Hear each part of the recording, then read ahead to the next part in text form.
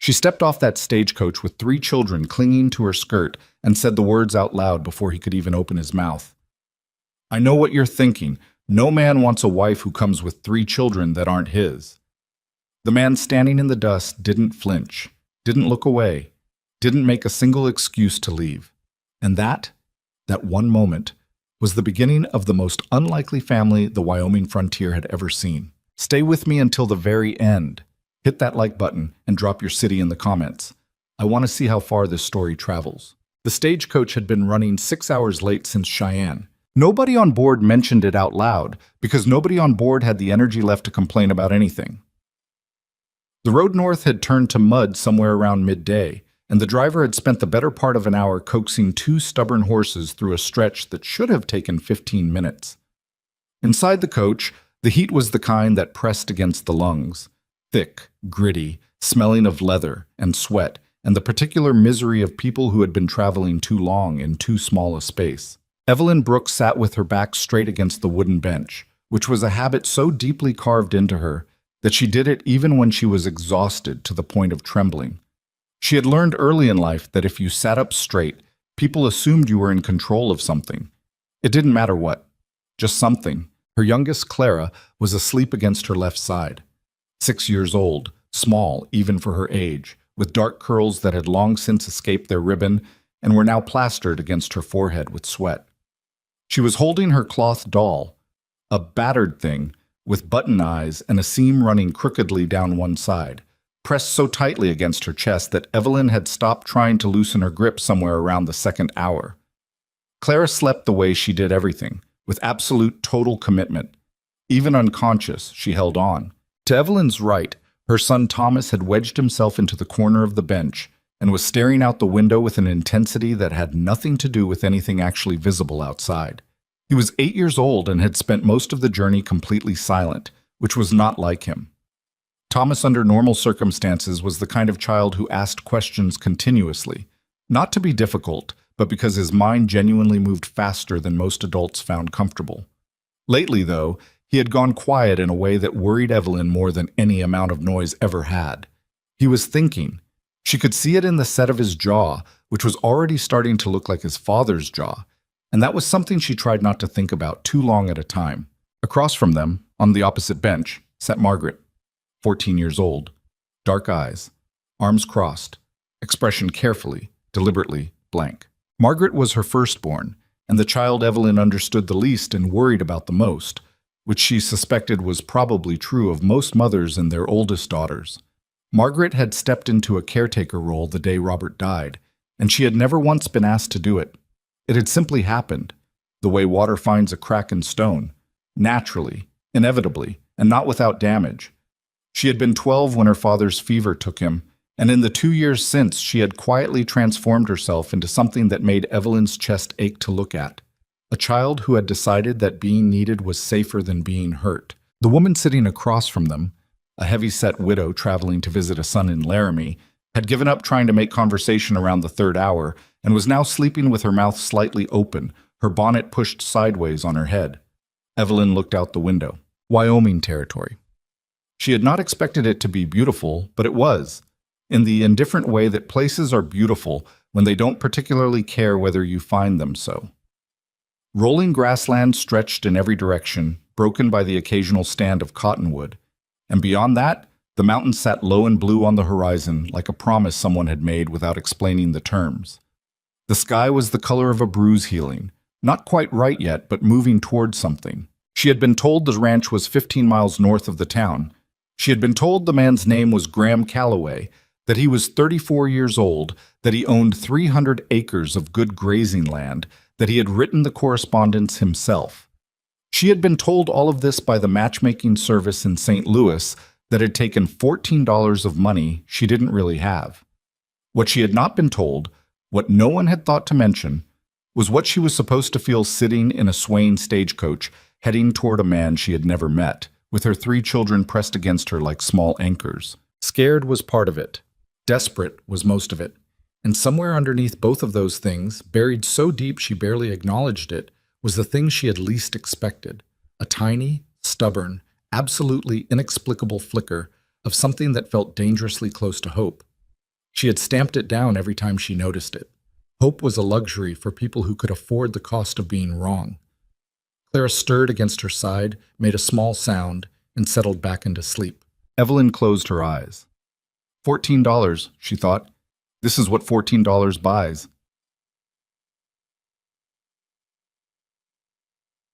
The town of Millhaven was not what she would have called impressive, but it had the dignified poverty of a place that was trying.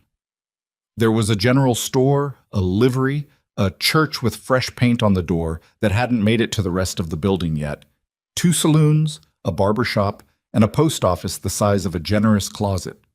The main street was unpaved and still soft from yesterday's rain, and when the stagecoach pulled up outside the stage office, Evelyn could hear the mud sucking at the wheels.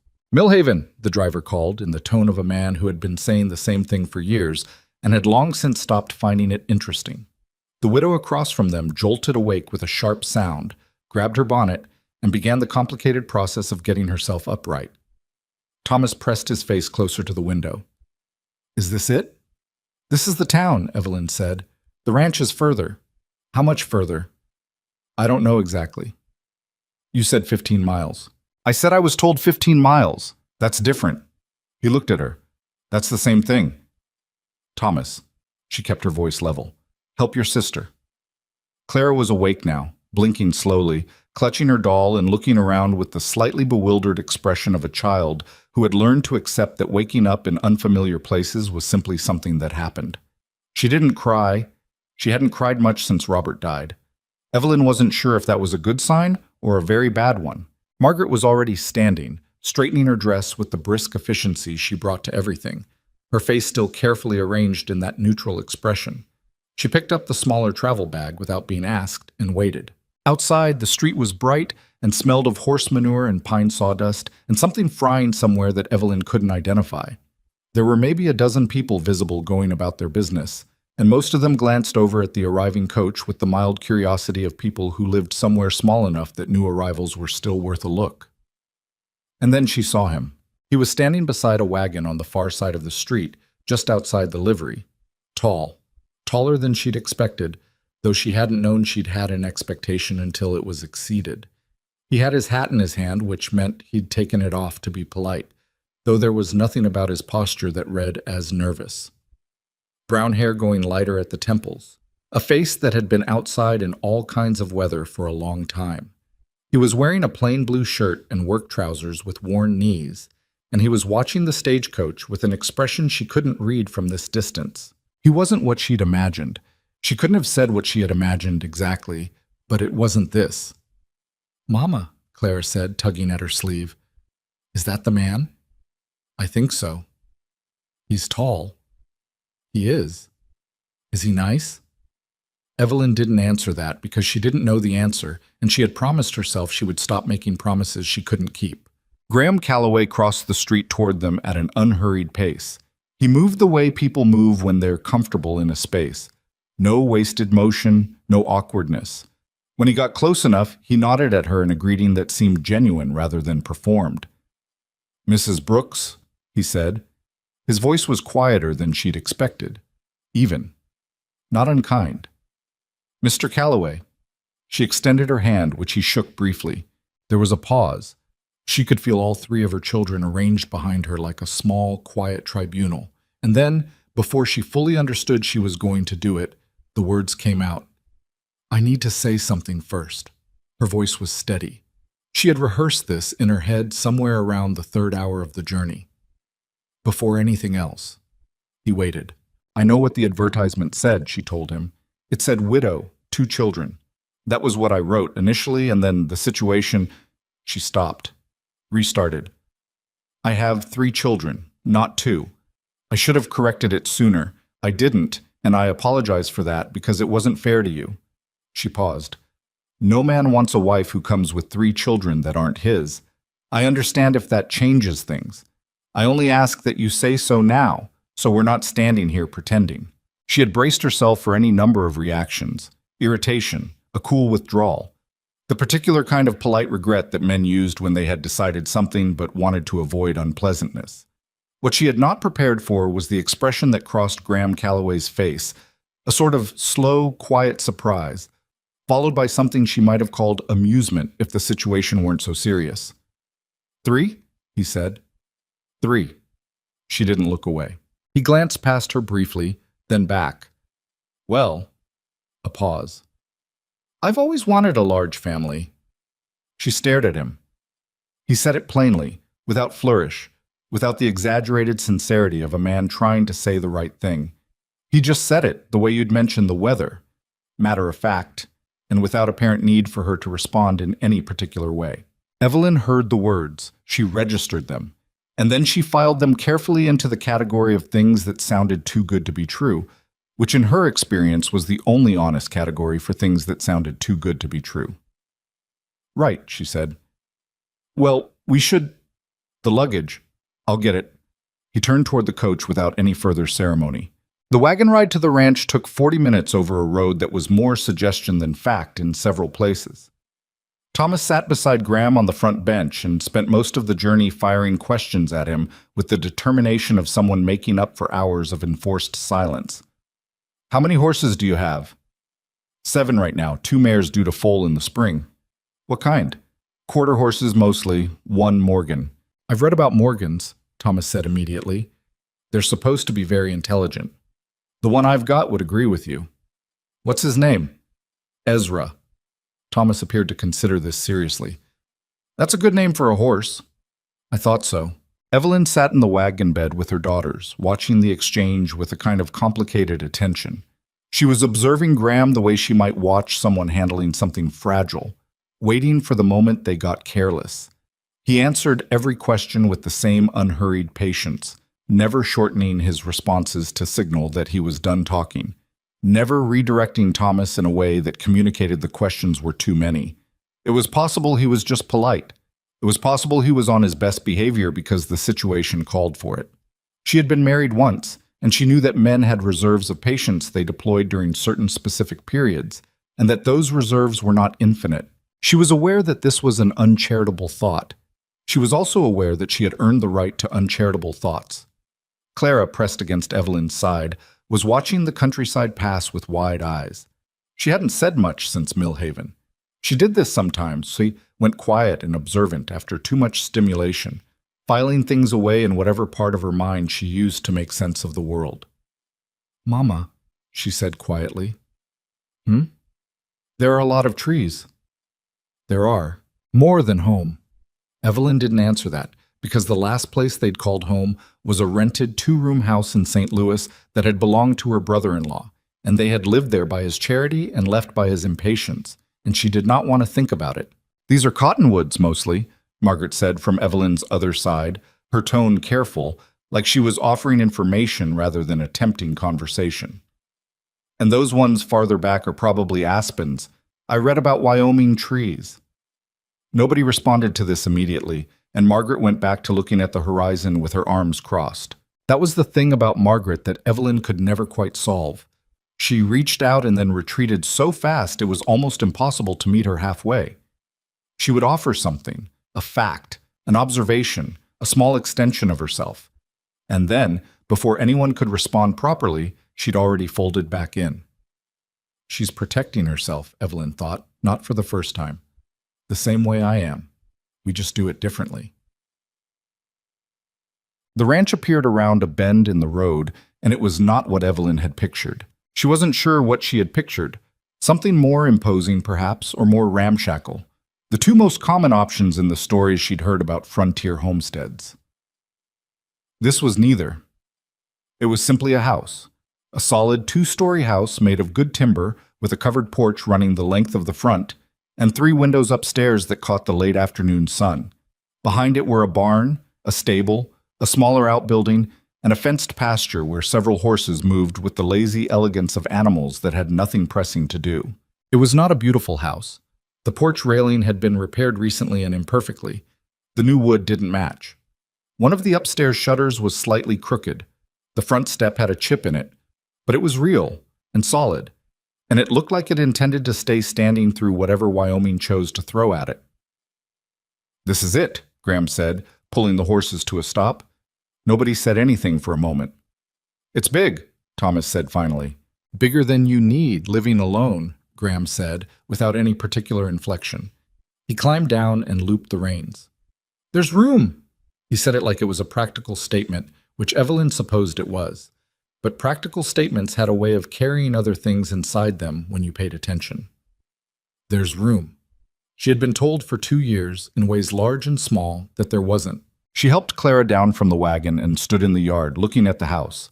The evening air smelled of dry grass and pine, and something sweet she couldn't identify. Probably wildflowers somewhere beyond the fence line. A dog appeared around the side of the barn, tail waving at the moderate, dignified pace of an animal who had decided enthusiasm was beneath him and came to investigate. Clara sucked in a breath. Is that your dog? Thomas asked, already sliding off the wagon. That's Button, Graham said. Thomas looked at the dog. A large, gray-muzzled mutt with floppy ears and the broad chest of something that had several different breeds in its history and hadn't sorted any of them out. He doesn't look like a Button. He didn't name himself. Thomas, against what appeared to be his better judgment, smiled. The inside of the house was clean in the specific way of places kept clean by someone who lived alone. Systematically, without warmth. Every surface was clear. The kitchen had all its tools in order. The floors had been swept recently. There were no decorative touches, no small objects chosen for sentimental reasons, no evidence that anyone had ever put something somewhere just because they liked how it looked. Functional. That was the word. It was a functional house, and it had been waiting. Graham showed them through it quickly and without ceremony, pointing out what was where. Kitchen, sitting room. A study with a desk and a wall of books that Evelyn noticed Thomas catalog immediately, and with great interest. Upstairs, 3 bedrooms. 3. Evelyn stood in the doorway of the first one and did the arithmetic that she'd been doing since she'd known there were 3 bedrooms. 1 for herself, presumably, until the situation was formalized. 1 for the girls to share. 1 for Thomas. The rooms were simply furnished. A bed, a chest of drawers, a rag rug on the floor. Clean linens folded on the mattresses. I didn't know about the youngest, Graham said from behind her, and she realized he meant the sleeping arrangements, not a criticism. There are extra blankets in the chest. We can sort out whatever's needed. We. Such a small word to carry so much weight. This is fine, she said. This is more than adequate, Mr. Calloway. Graham, he said. She turned. I'm sorry? Mr. Calloway is my father. Was. He paused. Graham's easier. She nodded once. Graham. It felt strange in her mouth, like wearing shoes that were the right size but hadn't been broken in yet. Dinner that evening was an event that fell somewhere between awkward and unremarkable, which, Evelyn supposed, was probably the best that could be hoped for. She had offered to cook, partly from habit, partly because she needed something to do with her hands. Graham had accepted without argument, which told her either that he was being accommodating or that he was a practical man who appreciated not having to cook after a day that had presumably involved a trip to town and back. She couldn't tell which yet. She made salt pork and beans and cornbread from what was in the kitchen, which wasn't much but was enough. And the children ate with the focused attention of people who have been hungry and recently fed and are not yet sure when the next meal is. Graham ate with them, which was, she realized, the thing she had been bracing for without admitting it, that he would eat separately, that there would be some invisible line maintained.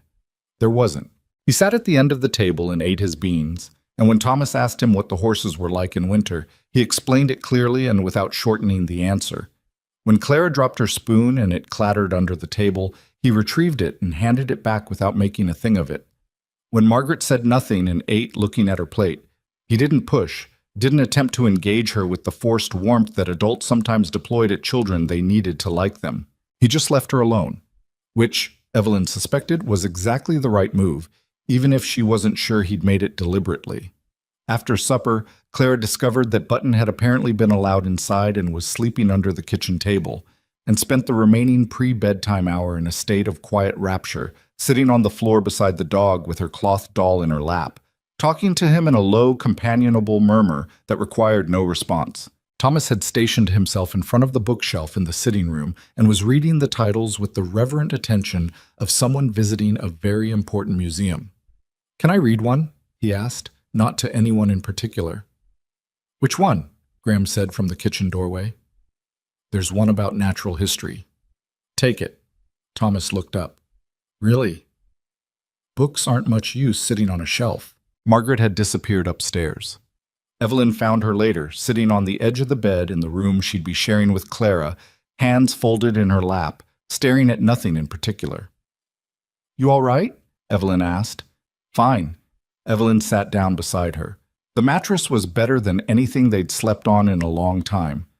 It's a lot to take in, she said. I'm not overwhelmed, Margaret said, with the specific 14-year-old precision of someone distinguishing between different emotional states they were not willing to admit to. I didn't say you were. A pause. He has a lot of books, Margaret said. He does. That's... She stopped, started again. Most ranchers don't have many books. I expect most ranchers are busy. He must read at night. Evelyn didn't answer. She was thinking about the house, and the 3 bedrooms that had been waiting, and the man who had said, I've always wanted a large family, like it was simply a true thing that was now true. Get some sleep, she said instead, and kissed Margaret on the top of her head, which Margaret tolerated with the long-suffering dignity she brought to most displays of affection. She didn't sleep well, which was not a surprise. She lay in the dark of a bedroom that was not hers and listened to the unfamiliar sounds of a house that was not hers, in a territory that was not hers, and did what she did in the quiet. She made calculations. She had gotten good at calculations over the past 2 years, not the mathematical kind, though she'd gotten better at those too, because necessity had required it. The other kind. The kind where you assessed what you had, what you owed, what you were likely to be given, and what it was going to cost you. She had $14 left, minus the stage fare, so closer to $6. She had the clothes on her children's backs and a few changes besides. She had skills. She could cook, sew, keep a house, manage a garden, keep accounts well enough. She had 3 children who were, on balance, reasonably well behaved, given the circumstances. What she did not have was any foundation upon which to trust that this situation was what it appeared to be. That was the calculation she kept returning to, in the dark, in a bedroom that was not hers. Graham Calloway had said all the right things. He had done all the right things, so far, for the space of a single afternoon and evening, which proved essentially nothing. Robert had done all the right things too, in the beginning. Not because he was dishonest. He hadn't been, not deliberately. But people had limits, and they didn't always know what those limits were until they were reached. And she had spent enough of the last 2 years existing at the edge of other people's patience to know that the edge was always closer than it looked. She was not going to presume. She was not going to assume. She was going to be useful and unobtrusive and grateful, and she was going to keep her children quiet and her requests minimal, and she was going to make sure that when he reached the limits of his patience, because he would, because everyone did, she had done nothing to hasten it. That was the plan. That was what she had decided before the stagecoach left Cheyenne, and nothing about one afternoon in Wyoming had changed it. She lay in the dark and listened to the wind move through the cottonwoods, which was a sound she didn't know yet, and told herself that hope was not a strategy. The first full morning was a Wednesday. Evelyn was up before anyone else, before the children, before Graham, and had the kitchen fire going by the time the sky outside was barely light. She found flour and eggs and the remnants of a smoked ham in the cold box, and she made biscuits, which was the closest thing to a peace offering she knew how to make. She was cutting the dough when Graham appeared in the kitchen doorway. He stopped when he saw her. She could tell he hadn't expected it. You didn't have to do that, he said. I was awake. She kept her hands moving. Do you take coffee? Yes. He came into the kitchen, moved around her with careful distance, and began working on the coffee himself with the ease of habit. Did you sleep? Adequately. She didn't look up from the biscuits. You? Fine. A pause. The beds are... There's more I want to do with the upstairs rooms. They're sparse. They're fine. They're sparse, he said again, simply, like he was just acknowledging a fact. I'll get to it. Evelyn put the biscuits in the cast iron and didn't say anything. She had learned to be careful with kindness that arrived voluntarily, without her asking for it. Not because kindness was bad, but because she had noticed, over time, that voluntarily offered kindness had a tendency to come with a shelf life. It felt good to give and receive at first. Then the giving got heavier. Then the receiving started to feel like a debt. Thomas appeared at the kitchen door, barefoot, hair sticking up on one side, with the natural history book already in his hand. "Can I go to the stable?" he asked Graham. "After breakfast," Graham said. Thomas looked at the biscuits cooling on the rack and appeared to do the calculation. "Okay." "Are you always up this early?" Graham asked him. "Usually." Thomas came the rest of the way into the kitchen and climbed onto a chair. "I wake up thinking about things." "What kinds of things?" Thomas considered this question with genuine seriousness. "Different things. Today I was thinking about how horses sleep. It said in the book they can sleep standing up because of something in their legs, a passive mechanism." "Stay apparatus," Graham said. Thomas looked up fast. "You know about it." "I work with horses." Most people who work with horses don't know the scientific name for things. Most people aren't interested in the scientific name. "But you are." Graham poured his coffee, and there was a slight pause before he answered. "I'm interested in how things work, how most things work. Horses, land, weather." He took a sip. "People." Thomas looked at him with an expression that Evelyn recognized, the one he made when someone had said something that was going into the permanent file. "That's interesting," he said, which from Thomas was the highest form of compliment. Clara came downstairs then, in her nightgown, carrying her doll, and Button appeared from wherever he'd been sleeping and came to greet her in the way he'd apparently decided was their arrangement now, which was to walk alongside her at a measured distance and then sit down near her feet when she stopped moving. Clara accepted this gravely and took her seat at the table. "Good morning," Graham said to her. "Good morning," she said. Then, "My doll's name is June." "Good morning, June," he said. Clara looked at him for a moment, evaluating something. Then she gave a small, decisive nod, as though he'd passed a test she hadn't announced. The first week was a study in negotiation. Unspoken, mostly, but constant. Evelyn negotiated this kitchen, which she took over entirely because it needed someone to take it over, and because having somewhere defined to be useful helped with the anxiety of being somewhere undefined. She cooked 3 meals a day, kept the larder organized, and learned the particular rhythms of what Graham ate and when, which told her things about him that she filed away automatically because she had always been good at learning what people needed in order to make herself useful to them. He ate simply and without complaint, which was a relief. He didn't linger over meals, but he didn't rush them either. He ate with the focused efficiency of someone who had spent a lot of time eating alone and hadn't developed the habit of making it into anything more than fuel. She noticed that he always left the last biscuit on the plate. She thought at first it was manners, the polite gesture of someone raised to leave something for others. But after the 3rd morning, she realized he just wasn't paying attention. He'd eaten enough, so he stopped. He wasn't performing, wasn't calculating the impression. He simply stopped when he was done. That small observation did something to her calculations. She couldn't have said precisely what. Thomas, meanwhile, was navigating his own set of negotiations with Graham that operated on a completely separate frequency. By the 3rd morning, he had moved from asking questions in the kitchen to asking questions in the stable, which required following Graham to the stable, which Graham appeared to have no objection to. By the 4th day, Thomas was helping with the morning feed, which was not help in any strictly useful sense. He dropped more grain than he managed to direct, but which Graham accepted with the patience of a man who understood that incompetence was temporary and enthusiasm was worth preserving. "He asked me 47 questions yesterday," Graham said to Evelyn at the end of the 4th day, in a tone she spent a moment trying to read.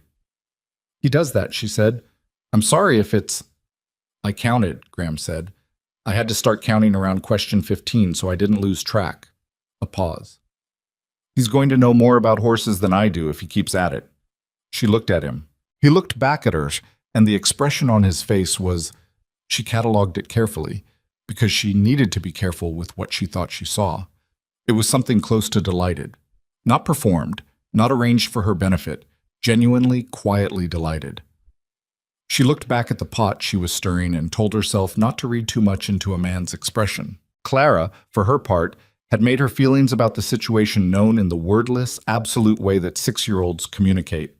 She liked Button. She liked the horses when Thomas was permitted to introduce her to them at a safe distance, and she had decided that the large room at the top of the stairs that got the afternoon sun was the best place in the house to sit and have conversations with June. She had not yet decided how she felt about Graham specifically. She watched him with the careful, unblinking attention of a child who had learned early that adults were worth studying before trusting. He appeared to understand this on some level because he didn't push. He said good morning and good evening and answered her direct questions and otherwise let her reach whatever conclusions she was reaching at her own pace. Margaret was the most complicated. Margaret sat at the table and ate what was put in front of her and spoke when spoken to and helped without being asked, and was, by any external measure, perfectly well behaved. She also maintained a posture of such comprehensive invisibility that Evelyn watched her sometimes and felt a hollowing fear, not that something bad would happen, but that something already had, something she hadn't been able to prevent, some essential part of Margaret that had gone quiet 2 years ago and hadn't come back. On the 5th day, she found Graham in the sitting room after supper, attempting to fix something on the front windowsill that had come loose. The light was going, and he was squinting at the work, and Evelyn stood in the doorway for a moment before speaking. "She's not unfriendly," she said. "Margaret, she's—" He looked up. "I know." He went back to the windowsill. "She's watching." "Yes." "That's fair." A pause while he applied pressure to the loose joint. "She doesn't know me." "No, nobody should trust someone they don't know." He pressed the wood into place. "I'll have to earn it." Evelyn looked at him. "That's just how it works," he said, without any particular drama, like he was explaining something self-evident. "You don't ask people to trust you. You act in ways that make trust the reasonable conclusion." She stood there for a moment after he said it, and she felt something shift slightly, in some internal architecture she'd thought was settled. Not dramatically, not the way things shifted in stories. More like how a floorboard settles when the temperature changes, a small, almost inaudible adjustment. She went back to the kitchen. She had dishes to finish. The thing about the ranch that Evelyn had not anticipated was how much work there was. Not her work specifically. She understood her work.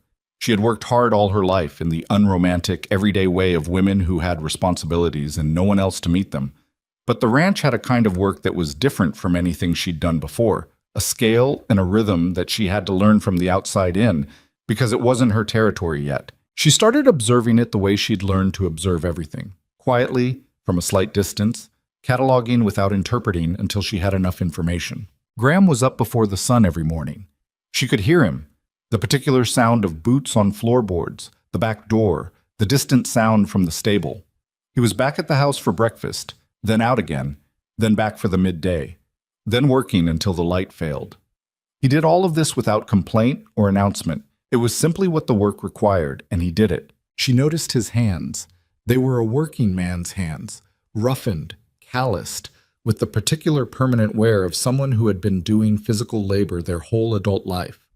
They were also, she noticed when he repaired Clara's doll on the 6th day, capable of extremely careful work. Clara had come to dinner with June tucked under her arm, and Evelyn had noticed, with a small, sick lurch, that the seam along June's side had opened, a split about 2 inches long, with the cloth stuffing beginning to push through. It was the kind of repair that looked simple and wasn't. After dinner, she had turned to find the sewing kit with the half-formed plan to fix it herself before Clara noticed, and instead found Graham sitting at the table with the doll in his hands, squinting at the split seam with the same focused attention he'd applied to the windowsill joint. "I can do that," Evelyn said immediately. "I've got it," he said.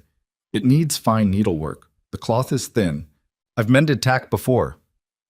He was already threading the needle, holding it up to the lamplight with the expression of a man who is not going to be persuaded out of something. "It's not so different." It was, in fact, somewhat different. Evelyn watched, ready to intervene, and saw him make 4 stitches that were, she would not call them skilled, she would call them determined. They were uneven, slightly too big, crossing in patterns that no seamstress would have approved of.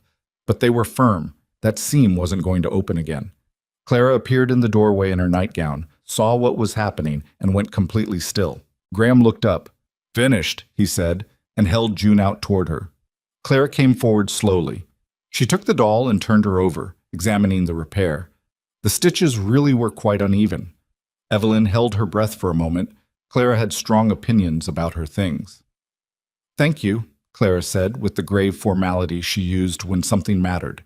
She held June against her chest and went upstairs. Graham looked at the needle and thread remaining in his hand, then set them on the table. "The stitches are crooked," he said. "They're firm," Evelyn said. He nodded once, in the manner of a man filing that away as sufficient. On the 10th day, Margaret came into the kitchen while Evelyn was making supper and stood at the work table without any apparent purpose. Evelyn waited. "He fixed the shutter," Margaret said. "What shutter?" "Upstairs, the one that was crooked." A pause. "He did it this afternoon. I don't think he knew I was up there." Evelyn turned this over. "How did you know he didn't know?" "He was talking to himself." Margaret almost smiled. "Arguing with the hinge." Evelyn went back to peeling the potatoes. "Was he winning?" "Eventually." Margaret picked up a carrot from the pile on the table and put it down again. He doesn't do things to be noticed, does he?" "It seems that way. Robert used to do that." She said her father's name carefully, the way she always did, not avoiding it, but not casual either. He'd fix something and then mention it, not in a bad way. Just, he'd say he did it. "Graham doesn't mention it," Evelyn said. "No." Margaret was quiet for a moment. "I'm not sure what to do with that." Evelyn looked at her daughter, 14 years old, trying to make sense of a world that kept rearranging itself without her permission. "I'm not sure either," she said honestly. Margaret seemed to appreciate the honesty more than any reassurance would have landed. She picked up a knife and started peeling the carrot, and they worked side by side in the kitchen in the particular silence of people who had just said something true. That night, after the children were in bed, Evelyn sat on the front porch steps. The stars over Wyoming were more than she'd ever seen in one place, more than she'd known could exist in a sky, thick and scattered, and indifferent in the specific way that immensity is indifferent without being unkind. She heard the front door behind her, and Graham sat down on the step a few feet away. He had a mug of something, coffee probably, though she'd have advised against it this late. He stretched his legs out and looked up at the same sky. Neither of them said anything for a few minutes. "This is probably not what you expected," she said finally. He thought about this, which she appreciated. He didn't rush to reassure her. "No," he said. "It's different. I imagine a man writes to a matchmaking service expecting something—" She stopped. "Something simpler." "I didn't expect simple," he said. "Simple was what I had before. Simple was the ranch by myself and dinner alone and the same four walls." He took a drink from the mug. "I didn't want more simple." She looked at the stars and thought about that. "They're good children," he said. "They are," she agreed. "The boy is extraordinary," he said, and there was something in the way he said it. Not excessive, not the deliberate compliment of a man trying to be liked. Just plain recognition. "I haven't talked to anyone that curious in a long time." She felt something loosen in her chest, just slightly, against her best intentions. She put it back. "I keep waiting," she said, before she'd fully decided to say it. He looked at her. "For something to go wrong," she said. "For the cost of all this to appear. There's always a cost. I'm keeping track of everything I owe you, in my head, and I can't—" She stopped. She hadn't meant to say any of that. "I'm sorry, that was honest," he said. She looked at the ground. "You've been keeping inventory," he said, not unkindly, "of debts."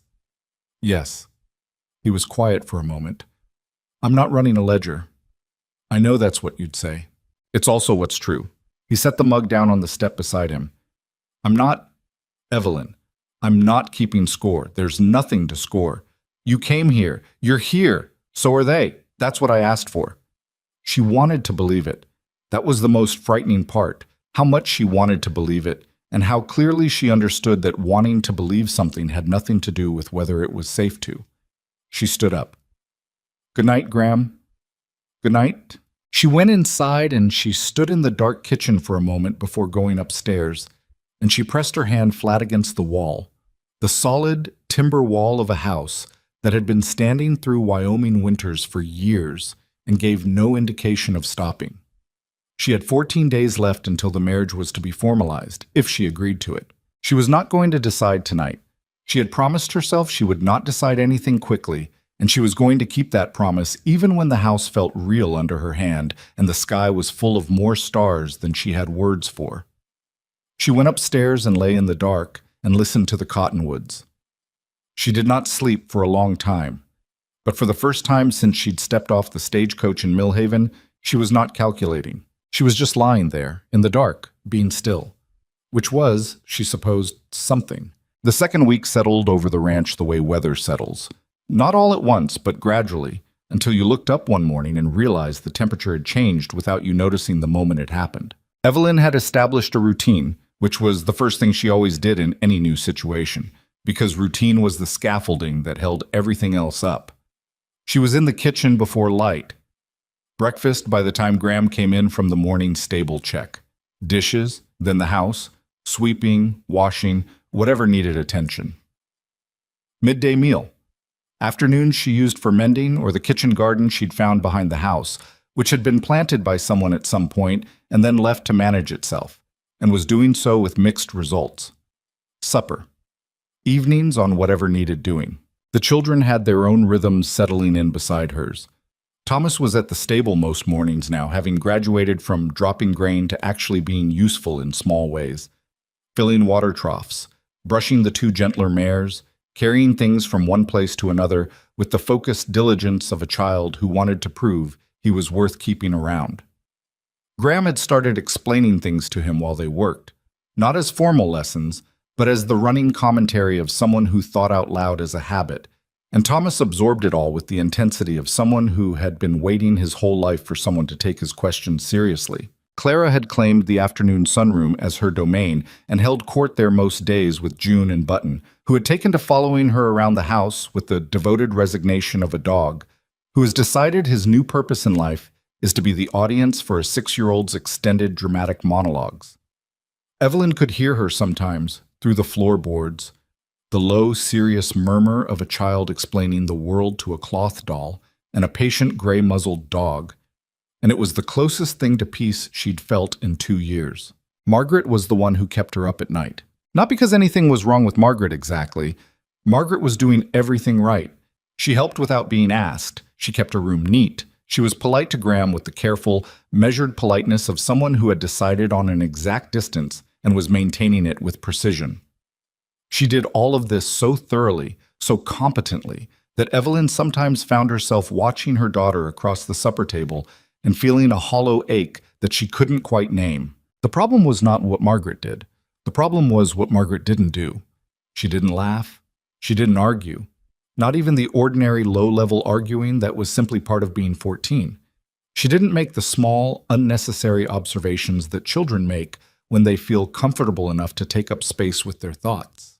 She had been performing careful smallness for so long now that Evelyn wasn't sure she knew how to stop, or whether she'd even noticed she was doing it.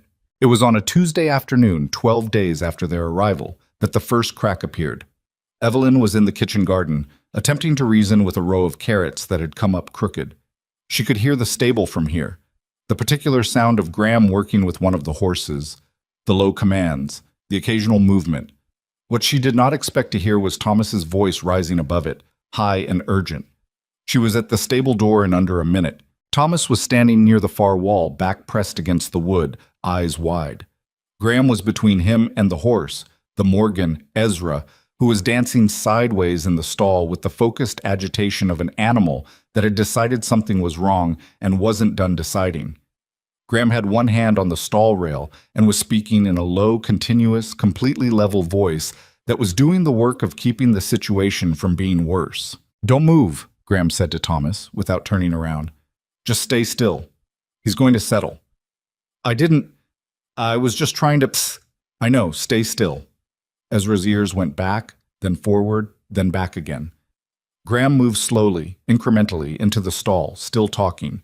Not words particularly, just sound, consistent and calm, the vocal equivalent of something solid to hold on to. The horse's dancing slowed more. His head came down a degree. It took about 4 minutes, which felt longer. When it was over, when Ezra had gone back to merely suspicious rather than actively alarmed, and Graham had come back out of the stall and latched it. Thomas let out a breath that had been waiting since Evelyn walked in. "I'm sorry," he said immediately. "I dropped the bucket. I didn't mean to. It just slipped." "Loud sounds spook him," Graham said. His voice was still level, but Evelyn could hear, now that the emergency was past, a slight tension in it. Not anger, exactly. Something more like adrenaline finding nowhere to go. "I should have told you that before today." Thomas blinked. You're not angry? At the bucket? At me." Graham looked at him for a moment with the expression of a man organizing his thoughts carefully. "You didn't drop it on purpose. You made a mistake and I hadn't prepared you for the consequence of that particular mistake. That's on me, not you." Thomas stared at him. In Evelyn's experience, Thomas processed most things quickly, but this one seemed to require extra time. "Robert, my father—" He stopped. "You don't have to Graham started. "He didn't get angry much either," Thomas said, pushing through whatever had made him hesitate. "But when something went wrong, he'd get quiet, like he was disappointed, and that was worse than angry." The stable was very quiet for a moment. "I'm not disappointed," Graham said simply. "You made a noise near a horse who doesn't like noise. Now you know." He picked up the bucket from where it had rolled against the wall, set it upright. "Next time you'll hold it with both hands." Thomas looked at the bucket. "Next time," he repeated, like the phrase itself contained something important. "If you want there to be a next time," Graham added. "That part's up to you." Thomas looked up at him, and the expression on his face was something Evelyn wasn't sure she'd seen on him before. Not excitement, which was his default, but something quieter. Something like recognition. "I want there to be a next time," he said. "Then go wash up for lunch," Graham said, and went back to the stall. Evelyn stepped back from the doorway before Thomas saw her standing there, and returned to her crooked carrots and said nothing to anyone about what she'd seen. But she stood in the garden for a while without actually working, and she thought about Thomas's face, and the particular expression that came with someone realizing that consequences and punishment were not, in fact, the same thing. She had thought she was teaching her children that. She had tried. But there was something different about watching a man who was not their father demonstrate it without performing it, without knowing he was being observed, without any apparent awareness that he was doing something worth noting. The kitchen garden blurred slightly. She pressed the back of her wrist against her eye and got back to work. She was not going to cry in the carrot row. That was where she drew the line. 12 days in, and the line kept moving without her permission. The days had a way of accumulating detail. Small things, individually meaningless, that she kept adding to a pile without quite deciding what the pile was for. Graham waking up one morning to find the kitchen cold because she'd overslept for the first time in memory, and making the fire himself without mentioning it. The way he handed Clara her chair at the table without thinking about it. Just picked it up and moved it into position when she came in, as naturally as breathing. The evening he came in from the north pasture with a tear in his shirt that she repaired without asking, and his brief thank you that was quiet and direct and had nothing in it of performance. What she was building, she realized, was a record. A careful, unsentimental record of actions that required no audience. Things done in the absence of observation, which were the only actions that told you anything real about a person. She was not yet sure what the record was telling her, but she was keeping it. It was Margaret who complicated the record in the way that Margaret complicated everything, suddenly, without warning, in a way that landed harder than expected. It was a Thursday, 17 days in. Evelyn had gone upstairs early with a headache that had been building since midday, the kind that settled behind one eye and made everything too bright. She lay in her room in the gray late afternoon light and tried to think about nothing, which was not something she was good at. Through the floor, muffled but audible, she could hear the sitting room below. Graham's voice. Then, after a pause that surprised her, Margaret's. She lay still and listened. She couldn't make out words clearly, just the rhythm of it. The exchange, the pause, the exchange again. Graham's voice was the same steady, low, even she'd gotten used to. Margaret's had a different quality than it did at the table. Less careful, less arranged. Evelyn didn't go downstairs. She stayed where she was, headache pressing behind her eye, and let it happen without intervening. Later, at supper, She watched Margaret and saw something she'd almost forgotten existed: the slight relaxing of the shoulders, the near invisible lowering of whatever Margaret carried around in the set of her posture that had been there since her father died and hadn't moved. She didn't ask about it. She understood at some fundamental level that some things needed to happen outside of her supervision. After supper, once the children were upstairs, she found Graham at the sink. "What did you two talk about?" she asked. He was quiet for a moment, washing a pan. "Books, mostly." She asked about the history ones on the shelf. He set the pan on the rack. "She reads." "She does. She's good at it. She said she used to have more books before." He didn't elaborate on before, which meant he'd understood what before meant. "I told her anything on the shelf was hers to borrow." Evelyn thought about her daughter's shoulders at supper, the slight release in them. "She didn't ask me if she could," she said, mostly to herself. "No," Graham said. "She asked me." He was quiet for a moment. "I think that's what she needed, to ask for something herself and find out it wasn't a problem." Evelyn looked at the window over the sink, where the dark outside turned the glass into something like a mirror. She could see the vague shape of both of them in it, standing in a lit kitchen. She looked like herself, she thought, more herself than she'd looked in a long time. She wasn't sure what to do with that, so she picked up a dish towel and dried the pan, and neither of them said anything else. 3 days later, Clara got sick. It started small, the way these things always did. A slight drag to her movements at breakfast.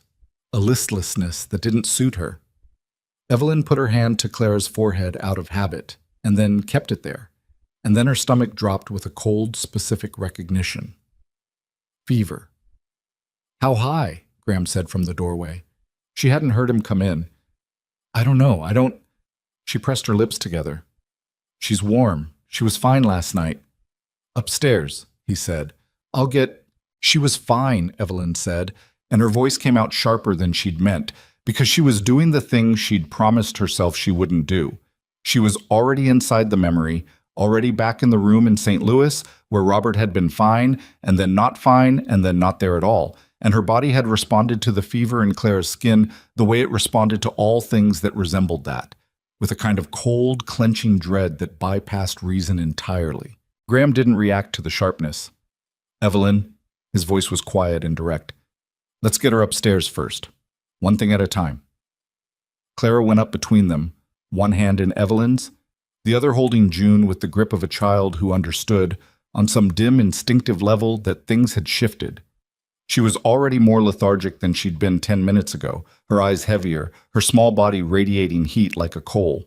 Evelyn sat on the edge of the bed and pulled Clara's shoes off, and her hands were shaking, which she noticed and could not stop. "I'll ride for the doctor," Graham said from the doorway. "It might just be—" "I'll ride for the doctor," he said again. Not a question. She looked at him.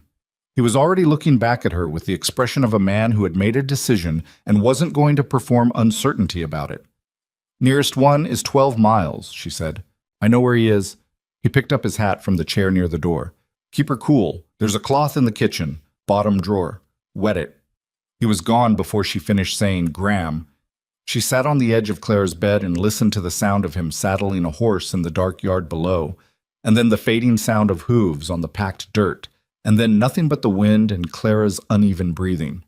Thomas appeared in the doorway, pale. "What's wrong with her?" "She has a fever. She's going to be fine."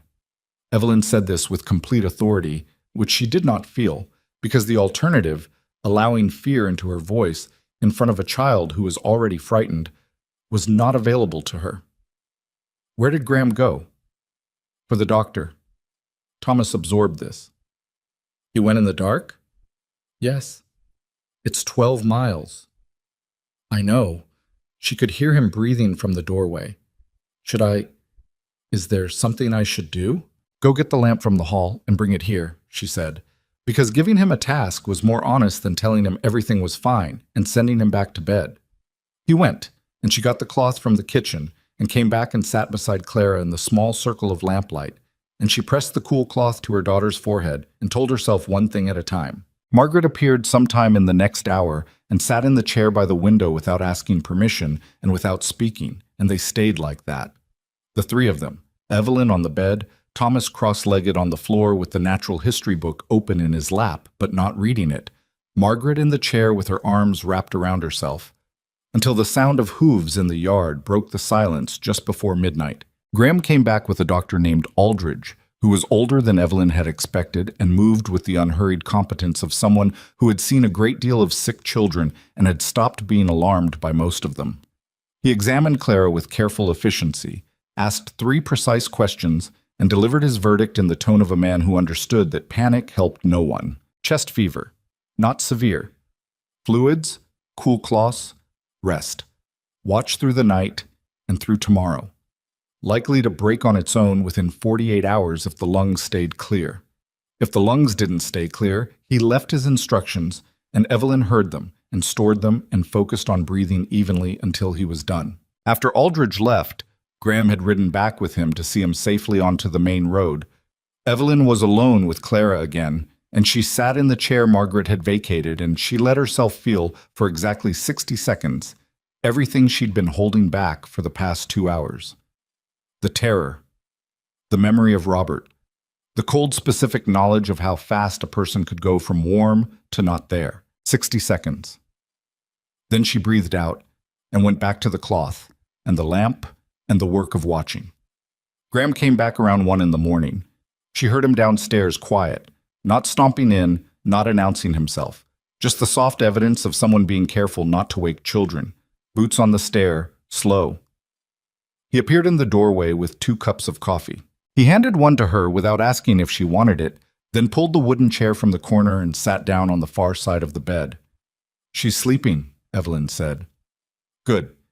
He looked at Clara's face, flushed, slightly damp from the cloths, but breathing steadily.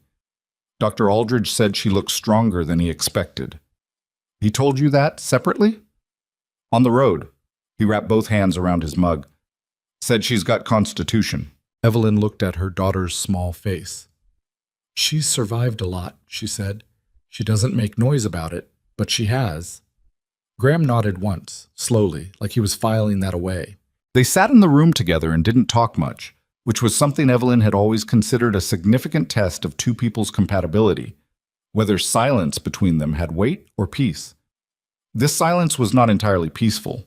There was too much fear still in the room for peace. But it wasn't heavy with performance either. It was just 2 people in a room with a sick child, and the night outside and the lamp burning steadily between them. Around 2, she said, "You didn't have to do that." He looked at her. "Ride for him. In the dark. She's sick," he said, in the tone of someone explaining something obvious. "You don't wait on a sick child. She's not your child," Evelyn said, and then felt immediately the particular cruelty of the words, even though she hadn't meant them as cruel. She had meant them as true, as a thing that was simply factual, the acknowledgement of a category that seemed to matter to most people in ways she had learned to anticipate. Graham looked at her for a moment. His expression didn't change much. Then he looked back at Clara. "She's in my house," he said. "She's sick. That's enough."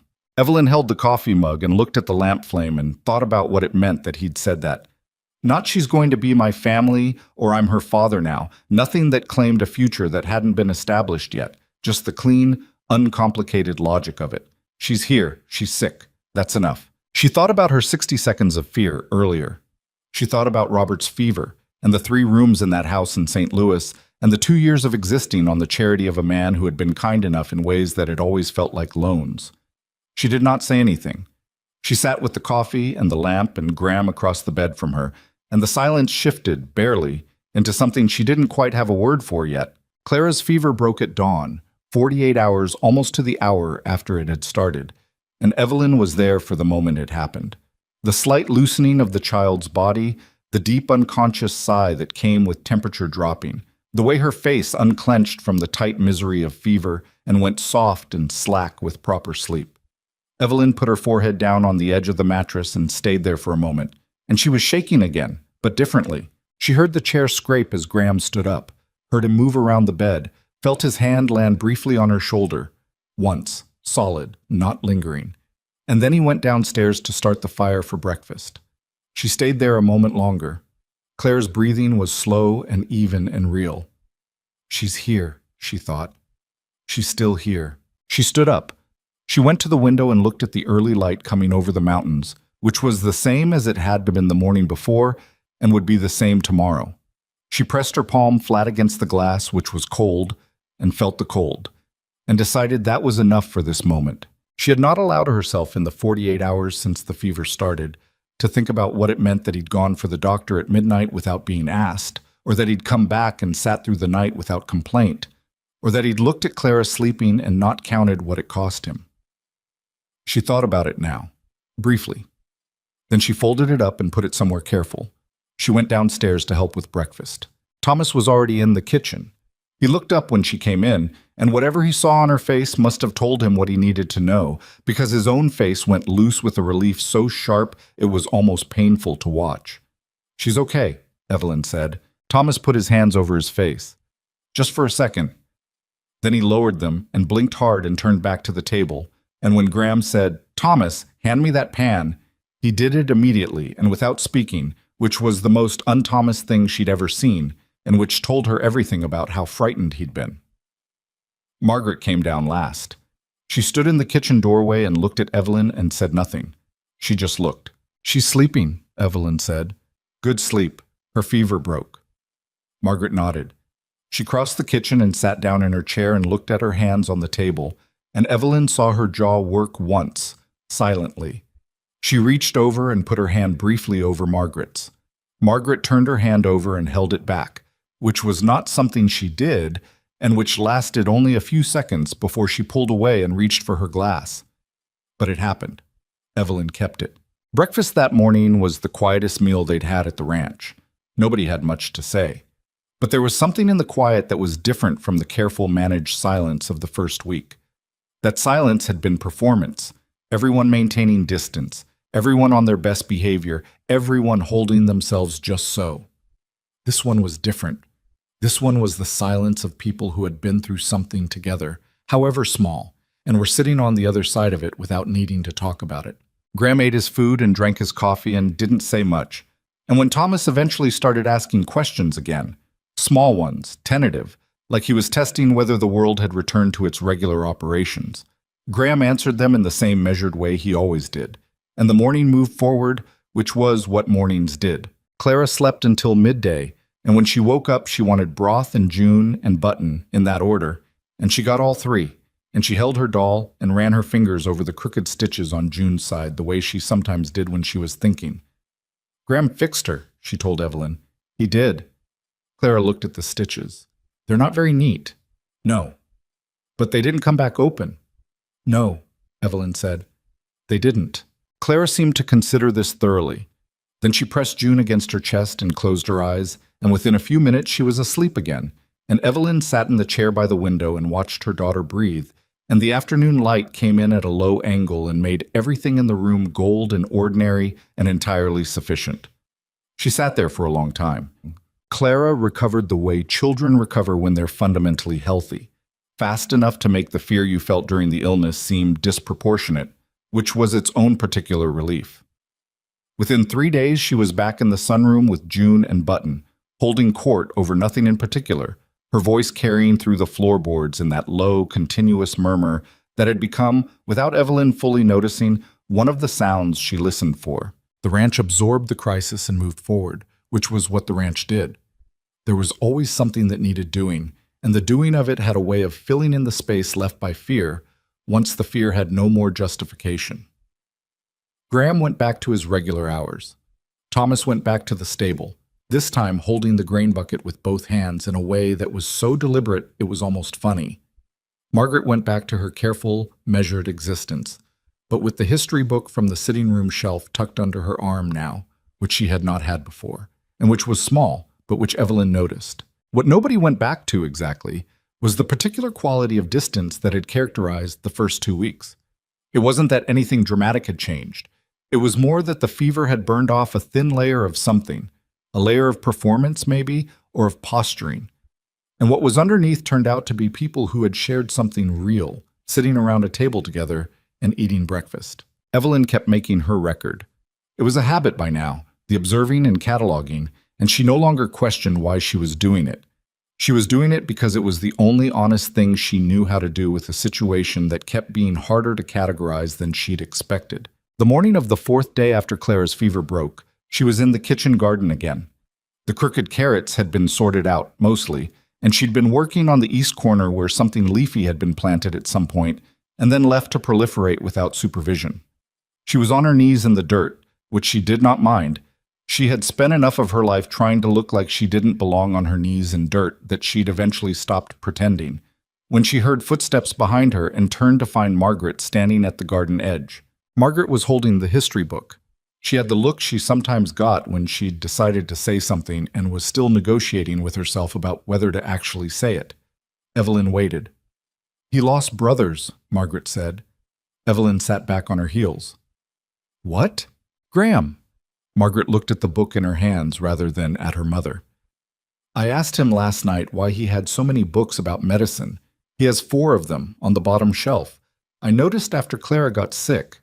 She paused. "He said he lost 2 brothers when he was young, to fever.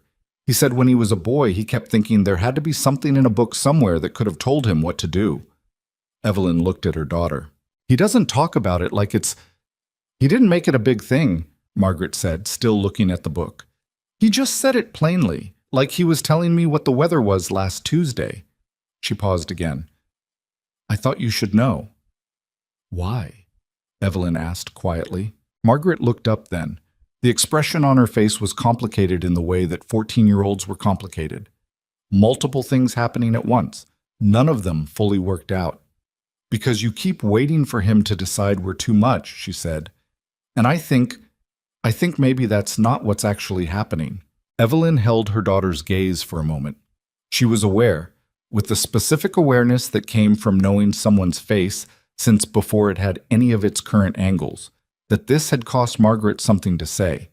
Not because Margaret didn't believe it, she clearly did, but because Margaret had built a very careful interior structure around not trusting things too soon, and saying that out loud was a small demolition. "Thank you," Evelyn said, and meant it in several directions at once. Margaret nodded once, in the manner of someone who has said what they came to say and is now finished, and went back inside. Evelyn turned back to the garden and stayed there a while without doing much to it. 4 medical books on the bottom shelf. A boy who lost 2 brothers and looked for answers in pages he couldn't find in time. She thought about the night he'd ridden 12 miles in the dark for a child who wasn't his. She thought about the way he'd sat across the bed without needing to explain himself, without making it into anything larger than what it was. She thought about his hand on her shoulder for one brief second at dawn, and how he'd gone downstairs immediately after, as if even that small thing had been more than he meant to offer. She was building a picture.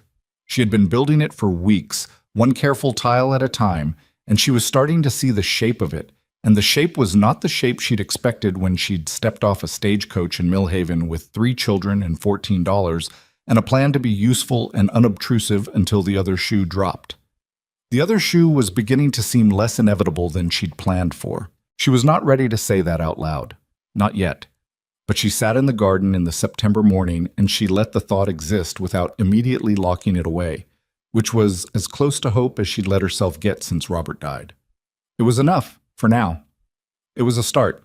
What came 3 days later came without warning, which was how most things that mattered came in Evelyn's experience. Not in a dramatic moment that announced itself, but in an ordinary evening that turned without signaling the turn. She had been awake since 2 in the morning with a headache that had developed into something meaner than the last one, the kind that sat behind both eyes and made the inside of her skull feel too small. She had lain in bed until 4 reasoning with it, and then given up reasoning and gotten up because lying down made it worse. She had come downstairs to find something cold to put on the back of her neck, and had ended up sitting at the kitchen table in the dark with a damp cloth and a glass of water, which was where she was when she heard it. Not in the house. Outside.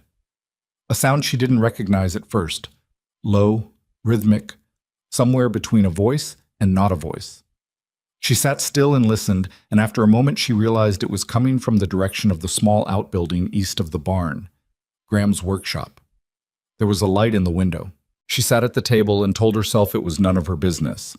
A man had the right to be in his own workshop at 4 in the morning, if he wanted to. She sat there for 4 minutes, which she counted because that was the kind of thing she did, and then she put on her coat over her nightgown, which was not a dignified look, and went outside. The night was cold and clear and enormous, the kind of September night in Wyoming that reminded you, without any particular cruelty, that the world did not scale itself to the people living in it. The stars were the same abundance as always. Her boots were damp in the grass. She knocked on the workshop door lightly, so as not to startle. There was a pause, then the door opened. Graham looked at her with the expression of a man who had been caught doing something he hadn't particularly hidden, but hadn't anticipated anyone noticing. He was holding a piece of worked leather in one hand and a small tool in the other, and there were wood shavings on the floor at his feet, and the smell of pine and something oiled and worked. "Your head?" he said. She blinked. "How did you had that look at supper." He stepped back to let her in. "The one where you're trying not to show something hurts." She came in because it was cold outside and because she was already there. The workshop was small and warm from a low stove in the corner. There was a workbench along one wall with tools hung above it in order, and a project in various stages of completion on the bench. She could see it was a small bookshelf, half-finished, the kind that might sit in a child's room. She looked at it. He followed her gaze and looked at it too, and there was a brief silence. "For the upstairs rooms," he said. "I said they were sparse." "You said that a month ago." "I've been getting to it." He set the leather and the tool down and crossed to a small shelf near the stove where a coffee pot sat. "Sit down if you want. Coffee will make the headache worse, but it's better than nothing." She sat on the stool near the workbench. He poured 2 cups with the matter-of-fact efficiency of a man who had stopped performing hospitality and was just doing it. "Can't sleep?" she asked. "I don't sleep much." He handed her the cup. "Never have. 4 hours and I'm done." "That's not enough." "It's what I've got." He leaned against the workbench and drank his coffee. "You get used to it. You find things to do." She looked around the workshop. The ordered tools, the half-finished shelf, the evidence of work done in the hours when the rest of the world was unconscious. "You built this whole shop at 4 in the morning?" "Mostly." Something close to dry amusement in his voice. "Didn't have much else going on." She turned the coffee cup in her hands, which were still slightly cold from the walk over. The headache was receding a little, whether from the position or the warmth or just from having something to focus on other than it. "Margaret told me," she said, "about your brothers." He was quiet for a moment. "She didn't betray a confidence," Evelyn said quickly. I think she was trying to tell me something. About you." He looked at his coffee. "What did she say?" "That you lost them to fever when you were young, and that you have 4 medical books on the bottom shelf." He turned the cup slowly in his hands. "James was 9, he said, after a moment. "Will was 12. It went through the county that summer. Took a lot of children." He paused. "I was 15, old enough to understand what was happening and not old enough to do anything about it." Evelyn didn't say she was sorry. She had learned from the long experience of people saying it to her that sorry had a particular uselessness in certain contexts. She just let him keep going, or not, whichever he chose. "My mother had this way of folding her hands," Graham said slowly, "when she was worried. Fingers interlaced, just pressed together. I watched her do it for 3 weeks straight, and then Will died, and she unfolded them, and she never folded them that way again. Like she stopped needing to brace for it because the thing had already come." He stopped. He looked at the stove. "I went through every book I could find afterward," he said. "There weren't many. Thought if I could understand what happened, it would... I don't know what I thought it would do. It didn't do anything, but I kept buying them anyway for years. Different ones. Better ones." A pause. "I still can't tell you I understand it." "No," Evelyn said. "You can't understand it. You just survive it." He looked at her. "Robert went fast," she said, and the sentence sat there between them, flat and real. 4 days from healthy to gone. And I kept thinking, if I'd called for the doctor a day earlier, if I'd recognized what it was sooner, There's a lot of if." She paused. "There isn't a book that helps with the if." "No," he said, "there isn't." The stove ticked in the silence. Outside, something moved in the grass, a night animal going about its business. "When Clara got sick," he said more carefully, I could see it on your face, what you were thinking. Was it that obvious? To me, a pause. I wasn't sure what to say, so I just... You went for the doctor, she said. It was the only useful thing I could think of. He said it without any expectation of credit for it, just stated it, plain, like it was the only reasonable response to the situation, and he was faintly puzzled that it required acknowledgement. Evelyn looked at this man in his workshop at 4 a.m, with wood shavings on his boots and coffee going cold in his hand, and she thought about the record she'd been keeping. All the small, unperformed things. The fire when she overslept. The chair for Clara. The stitches on June's seam that were crooked but didn't come open. The bookshelf half finished in the dark because he'd said the rooms were sparse and he was getting to it. She thought about her plan, the one she'd made on the stagecoach. Be useful. Be unobtrusive. Wait for the cost to appear. The cost had not appeared. Either it was coming, which she couldn't rule out, or the plan had been built on an assumption that was not accurate about this particular situation. She was a woman who revised her assumptions when the evidence required it. She had always believed that. She had just not been tested on it in a while. Graham, she said. He looked at her. I need to say something, and I need you to let me finish before you respond. He nodded once. I came here with a plan, she said, to take up as little space as possible, to be what was needed and ask for nothing extra and make sure the children were quiet, small, easy to have around. She paused. I have been managing the situation the way I manage everything, which is by anticipating the moment it falls apart and trying to delay it. He was listening. I'm aware, she said, that I haven't been easy to read, that I've been here without being fully here, and I'm not sure I'm capable of being different immediately, because I don't think that's how people change.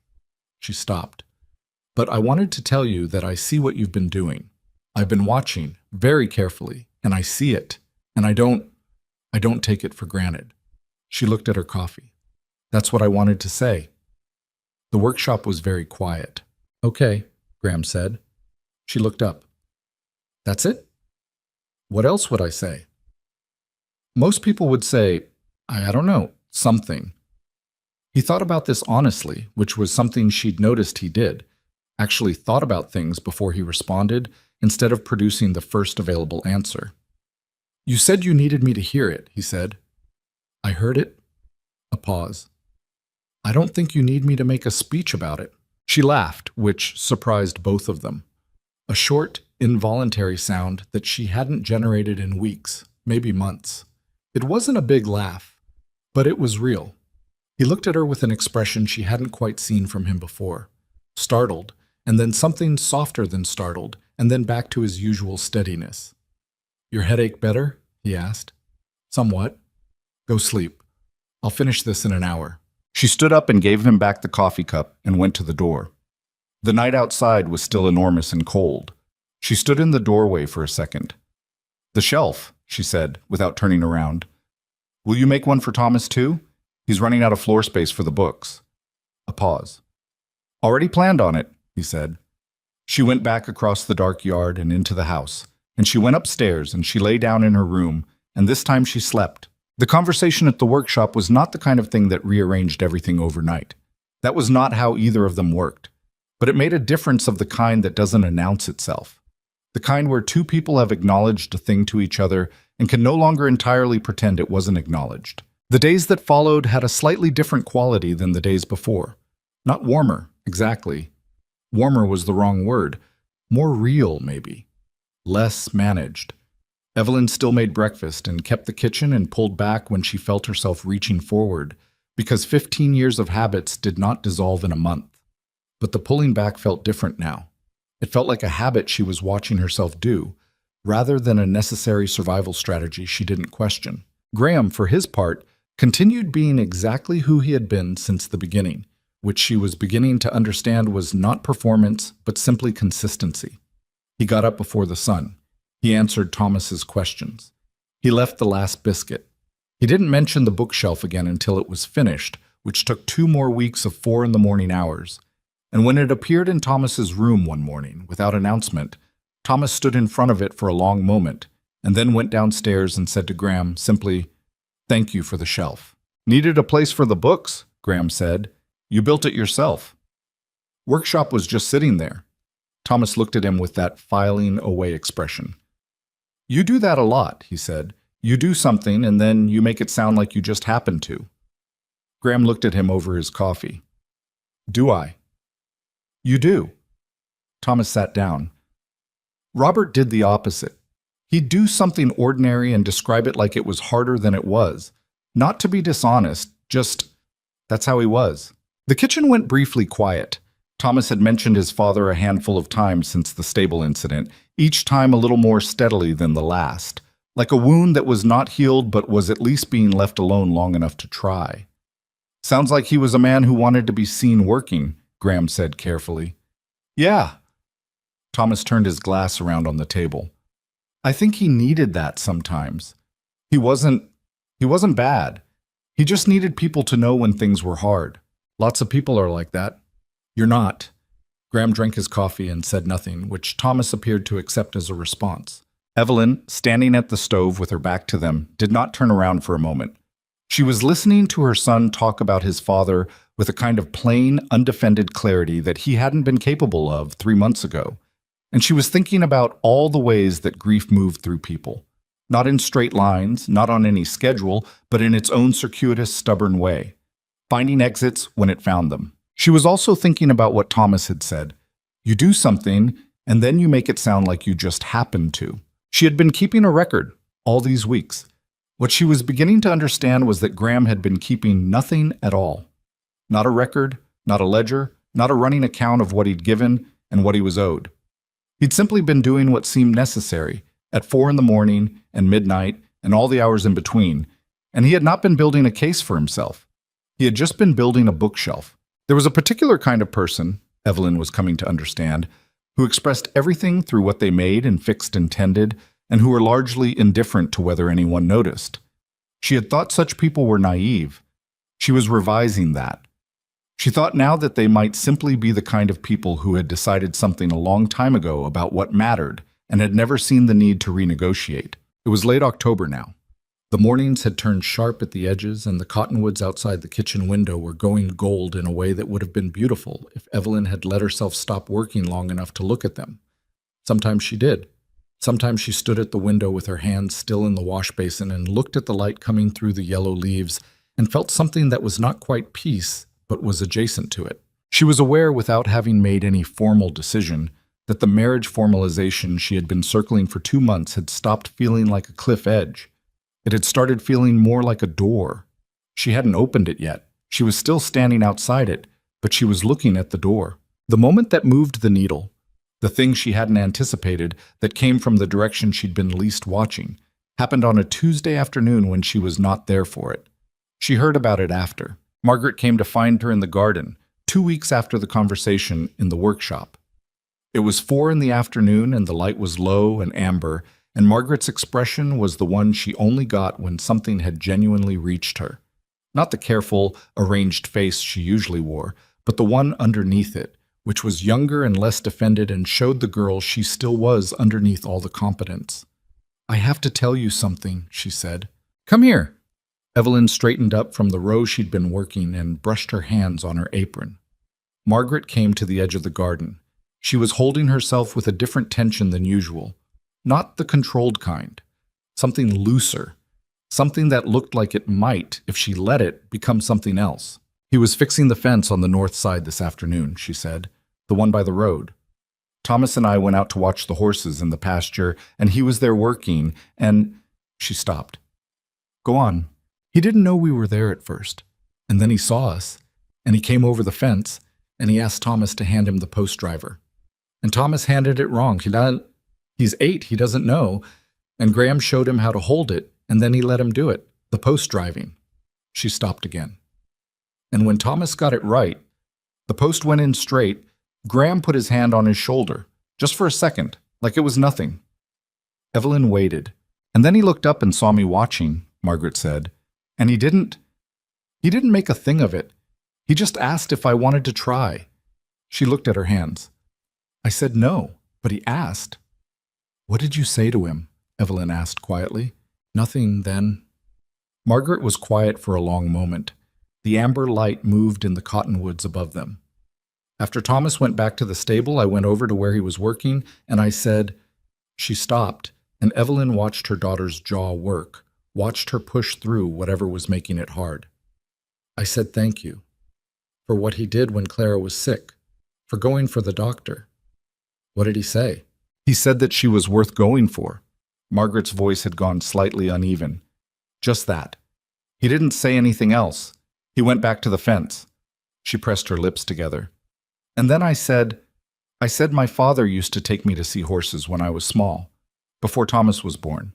Just us. He would lift me up so I could pet their noses. She was looking at a point somewhere past Evelyn's shoulder. I don't know why I said that. I don't usually say things like that.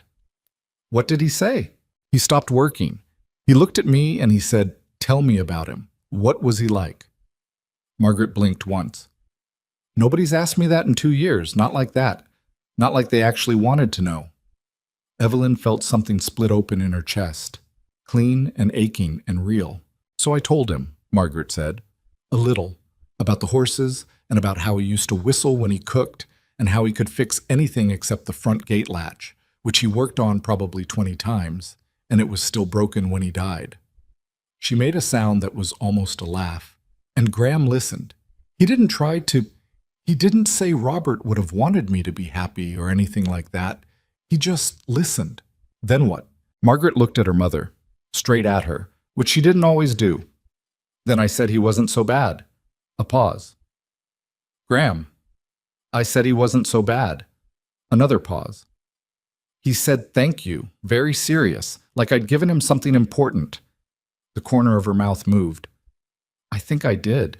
Evelyn stood in the garden in the amber October light and looked at her firstborn daughter, the child who had folded herself small for 2 years, who had decided that caution was safer than being hurt, who had built walls out of capability and efficiency and careful distance. And she was watching those walls not fall exactly, but develop, in one specific place, a door-sized gap. She crossed the distance between them, and she put both arms around her daughter, who was almost as tall as she was now, which she hadn't fully registered until this moment. Margaret went stiff for half a second. She always did, it was the automatic response. And then she didn't. She put her arms around her mother and held on for a moment that was longer than Evelyn had expected, and neither of them said anything. When Margaret pulled back, she pressed the back of her wrist quickly against one eye, then the other, with the determined efficiency of someone who had decided what she was going to feel and how much of it. He's not replacing Papa, she said. I know that. I know you know, Evelyn said. He's different. He's a different kind of— She stopped, searching for the word. Person, Evelyn offered. Yeah. Margaret straightened her dress. Person. She looked at the garden. Your carrots are still crooked. I'm aware. You should mound the soil higher around the base. Thank you, Margaret. Her daughter's mouth twitched again, almost definitely a smile this time, and she went back toward the house with the slightly lighter step of someone who has put something down after carrying it for a long time and is still getting used to the absence of the weight. Evelyn stood in the garden until the light went flat, and the cottonwood stopped being gold and became just trees in the dusk. And then she went inside and she made supper, and they all sat at the table, all 5 of them, and Button under Thomas's chair in blatant violation of a rule that nobody enforced anymore, and ate together. At some point during the meal, Graham looked up and saw something in her face that made him go briefly still. She didn't know what he saw. She didn't look away, which was the closest thing to honesty she was capable of right now, and after a moment he went back to his supper without saying anything, which was, she was learning, exactly what it meant when he said enough. The first frost came on a Thursday. Evelyn woke to it before she saw it. A particular quality to the air coming under the window she'd left cracked, something crisper and more final than the cold that had been building through October. She lay still for a moment and identified it, and then she got up and looked out the window at the yard, where the grass had gone silver and the water trough near the stable had a thin skin of ice across the top that caught the early light. November had arrived without asking anyone's permission, which was what November did. She dressed and went downstairs and found, as she had found most mornings for the past 6 weeks, that the fire was already going. Graham had been up before her again. She had stopped being surprised by this and had started, quietly, being grateful for it. Not in the performed way she'd been grateful for things in the first weeks, the careful accounting of debts, but in the simpler way of someone who noticed a kindness and let it be a kindness without immediately calculating what it cost. That was a change. She was aware of it. She didn't examine it too closely because, in her experience, examining a change too closely was a good way to talk yourself out of it. She was making the biscuits when she heard Thomas on the stairs, then his boots on the kitchen floor, then the small specific sound of him stopping in the doorway. "There's frost," he said. "There is. The trough is frozen. Graham will have handled it." Thomas came into the kitchen and sat at the table, pulling his suspenders up over his shoulders with the slightly uncoordinated energy of a boy who had recently grown half an inch and hadn't fully reconciled himself with his own dimensions. He would be 9 in February. He had arrived at the ranch as a child who asked too many questions and had been, in some essential way she couldn't quite name, waiting for someone with the patience to answer them. He had found that, and the effect had been a kind of slow, steady unfurling, a boy becoming more himself rather than less, which was what happened when children felt safe. "He let me break the ice yesterday," Thomas said, "with the hammer. He showed me how to do it so it doesn't crack the trough." "I heard." "Did he tell you?" "I heard you telling Clara at supper, in detail." Thomas had the grace to look slightly sheepish. "I was being informative." "You were." He pulled the book from under his arm. He had taken to carrying the natural history volume everywhere, supplemented now by 2 others Graham had quietly produced from somewhere, and opened it on the table. But he didn't read it. He sat with his chin in his hand and looked at the window, where the frost on the outside was beginning to melt at the edges as the sun came up. "Mama," he said. "Are we staying?" She set down the biscuit cutter and turned around. Thomas was looking at her with the careful, direct expression he used when he was asking something he'd been thinking about for a long time and had finally decided to say out loud. He was not, she realized, looking for reassurance. He was asking an actual question because he wanted an actual answer, which was the kind of child he was. She came to the table and sat across from him because he deserved that, deserved her sitting down rather than answering from across the room while she kept working. "What made you ask this morning?" she said. "I've been asking it in my head for a while." He closed the book. I want to know. It's better to know things than to not know them." She looked at her son, his father's jaw, his father's directness, but something in the eyes that was entirely his own, a particular steady curiosity that had been there since he was old enough to have eyes worth looking at. "I'm working on staying," she said, which was the most honest answer she had. He thought about this. "That means you're not sure yet. That means I'm sure about more than I was, and I'm getting surer. Because of Graham? That's part of it." Thomas nodded slowly, in the manner of someone updating an internal document. "He's not like what I thought a frontier rancher would be." "What did you think he'd be?" "I don't know. Rougher." He turned his book over in his hands. "Louder, less..." He searched for the word. "He thinks before he talks. Most grown men don't do that." "No," she agreed. "They don't." Thomas was quiet for a moment. "I think we should stay," he said, with the particular confidence of an 8-year-old stating something that seemed obvious. "I think this is the right place." A pause. "I think he wants us here. Not because he's supposed to, because he actually does." Evelyn looked at her son and felt the familiar ache of loving someone so much that their clarity hurt you. Because he was right, and because being right at 8 years old required a kind of uncomplicated seeing that adults worked very hard to unlearn, and she had spent 2 years unlearning it, and she was not entirely sure she was done. "Go get your coat," she said, "and ask Margaret to come down." He went. She stayed at the table for a moment before going back to the biscuits, and she thought about what he'd said. He actually does. Not the politeness of a man fulfilling an obligation, not the performance of someone waiting out the difficulty, something that had been, from the beginning, simply true.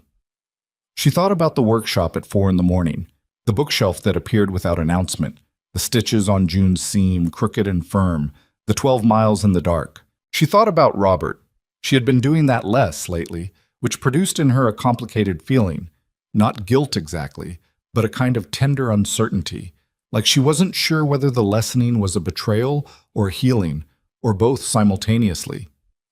She had loved Robert without reservation, and losing him had broken something in her that she had spent 2 years telling herself would never fully close. She was not sure anymore whether she had been right about that.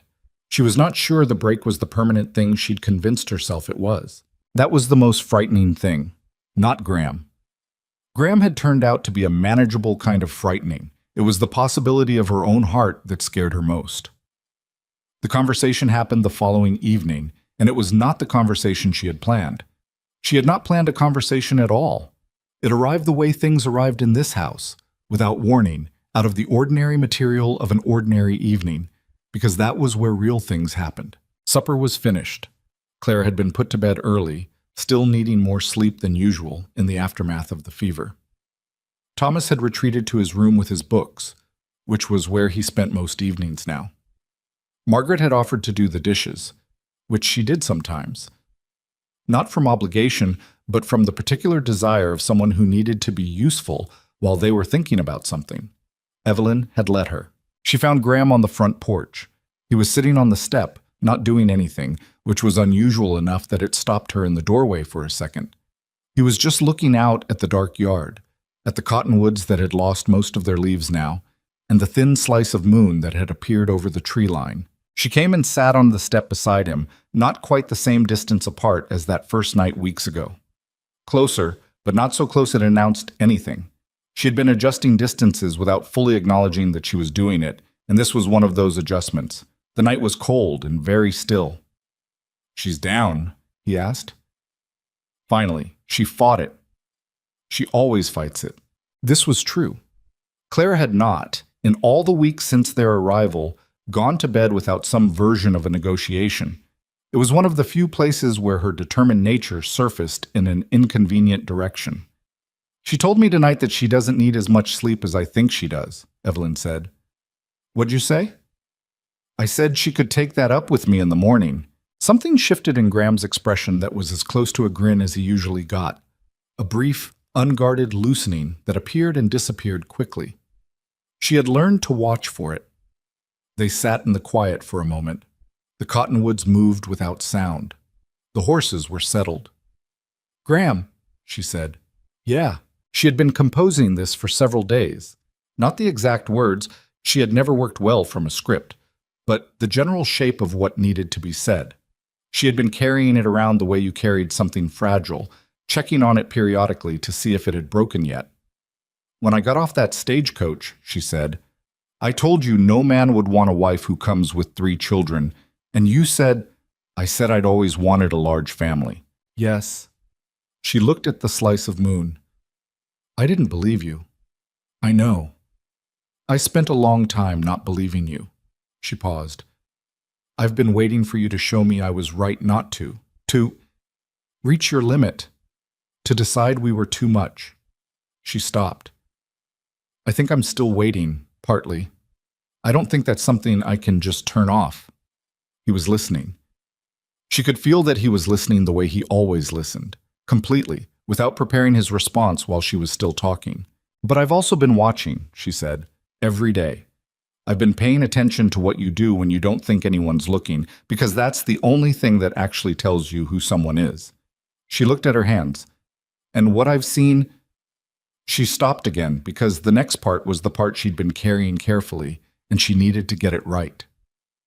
"What I've seen is someone who is just good. Not in a showy way, not in a way that asks for anything back, just steady and decent and good." She breathed out. "And I don't know how to accept that without being afraid of it. I've been afraid of it this whole time. I'm telling you that because you deserve to know it, not because I want you to fix it." The porch was quiet. Graham was looking at the yard. She could see from this angle the line of his jaw and the slight tension in his shoulders that told her the stillness he projected was being generated by effort rather than indifference. He was feeling something. He was just waiting until he'd sorted it enough to say it. "I built this house bigger than I needed," he said. "When I built it, 8 years ago. My neighbor thought I'd lost my mind, single man, no family, putting up 2 stories with 3 bedrooms. He paused. "I told him I was planning ahead. He thought I meant for property value. She waited. I used to eat supper standing at the kitchen counter, he said, because sitting at the table by myself felt like something I was doing wrong, like I'd built a dining table for people who weren't there, and sitting at it alone was just pointing at the fact. He stopped. I ate at that counter for 4 years before I wrote to the service. Evelyn looked at him. I'm not telling you that so you'll feel sorry for me, he said, with a slight roughness in his voice that told her he meant it. I'm telling you because you said we should know things about each other, and that's something true. He was quiet for a moment. I wrote 3 letters before I sent one, threw the first 2 away. Felt like I was admitting something I wasn't sure I had the right to want. What did you want? She asked, quietly. He looked at the moon. What I have now, he said. The noise? The questions? Somebody to share the work with. A pause. Button sleeping under the kitchen table even though I told him not to. The slight loosening at the corner of his mouth again. I want this. Whatever this is. It's complicated, Evelyn said. Yes. We are not. None of us are easy. I'm aware. He turned to look at her then, directly, in the way he didn't always do. Not because he avoided it, but because he was careful with it, the way he was careful with most things that mattered. I don't want easy. Easy was 4 years eating at a counter by myself. She looked back at him, and there was a long moment that was not uncomfortable in the way she would have expected a moment like this to be. Just 2 people on a porch step in the cold, seeing each other clearly. I've been making it hard for you, she said. You've been careful. That's not the same thing. I've been so careful I might have made you feel like nothing you did was ever enough. He was quiet for a second, which told her she was not entirely wrong. There were moments, he said, which was the honest answer, where I wasn't sure whether any of it was landing. It was landing, she said. I couldn't let you see it yet. She paused. I'm telling you now. Graham looked at her for a long moment. He had a very specific way of being still that she had come to understand was not blankness, but the opposite, a kind of full attention that most people expressed by talking or moving, and that he expressed by simply being present and making no noise about it. Okay, he said. She laughed quietly, which she hadn't entirely expected. You say that a lot. It covers most things. She looked at her hands, then back at the yard. I want to stay, she said, which was the simplest and most accurate version of everything she'd been trying to say. I want this to work. I want my children to have this. A pause. And I want to stop being so afraid of wanting that. He reached over and covered her hand with his, briefly, on the cold porch step. His hand was rough from the work, and warm, and he didn't grip, didn't hold, just rested it there for a moment and then took it back. It was not a romantic gesture particularly. It wasn't designed to be. It was just a man telling a woman that he had heard her in the only language he was fluent in, which was the language of quiet and solid and real. She felt it land exactly where he'd meant it. The next morning, Margaret was in the kitchen when Evelyn came downstairs. This was not unusual. Margaret was frequently up and useful before being asked. What was unusual was that she was sitting at the table rather than doing anything, her hands wrapped around a cup of tea, her expression doing the thing it did when she'd made a decision and hadn't announced it yet. Evelyn poured herself coffee and sat down. They were quiet for a moment. From upstairs came the muffled sound of Thomas dropping something, which was followed by silence, which meant he'd decided it was not worth acknowledging. I've been thinking, Margaret said. About the fact that I've been making myself invisible. She said it bluntly, in the direct way she had when she'd been sitting with a thing long enough to stop being delicate about it. Since we got here. Since before we got here, actually. Since Papa died. Evelyn wrapped both hands around her cup. I thought if I was useful and quiet and didn't need anything, nobody would get tired of us, Margaret said. I thought it was helping. She paused. I think it was actually just, I think I was scared, and it was the only way I knew how to be scared. You were 12, Evelyn said. I know. Margaret looked at her tea. I'm not 12 now. No. I'm tired of making myself small, she said. I'm tired of waiting to see if we're going to get sent away. She looked up. We're not going to get sent away, are we? No. Evelyn said, with more certainty than she'd been able to say it before. We're not. Margaret nodded slowly, something shifting in her face. Not relief, exactly. Or not only relief. Something more like a piece of furniture being moved back to where it was always supposed to be. He asked me last week what I wanted to do, she said. Like, in my life. What I wanted to be. What did you say? I said I hadn't thought about it. She paused, which was a lie. I've thought about it constantly. She stopped. Nobody's asked me that in 2 years. Everyone just tells me what needs doing, and I do it. What did he say? When you told him you hadn't thought about it? The corner of Margaret's mouth moved. He said that was fine. He said I had time. She looked out the window. He said the worst thing a person can do is decide who they are before they've had the chance to find out. Evelyn looked at her firstborn daughter, the girl who had been 12 and folded herself flat and stayed that way, out of love and fear in equal measure, trying to make the family lighter to carry, who had been carrying a grief she'd never been given enough space to put down, who was sitting at a kitchen table on a November morning in Wyoming, saying out loud, for perhaps the first time, that she was tired. What do you want? Evelyn asked. If you could say it. Margaret was quiet for a long moment. I want to read everything in that bookshelf, she said finally. And then I want more books. And I want to... She stopped. Tried again. I think I might want to teach. Someday. I'm good at explaining things. You're excellent at explaining things. I explained the water cycle to Clara last week and she understood it. Clara is 6. Exactly. Something in Margaret's face that was definitively, unquestionably a smile this time. Not the near smile she'd been rationing since Robert died. A real one, with her eyes in it.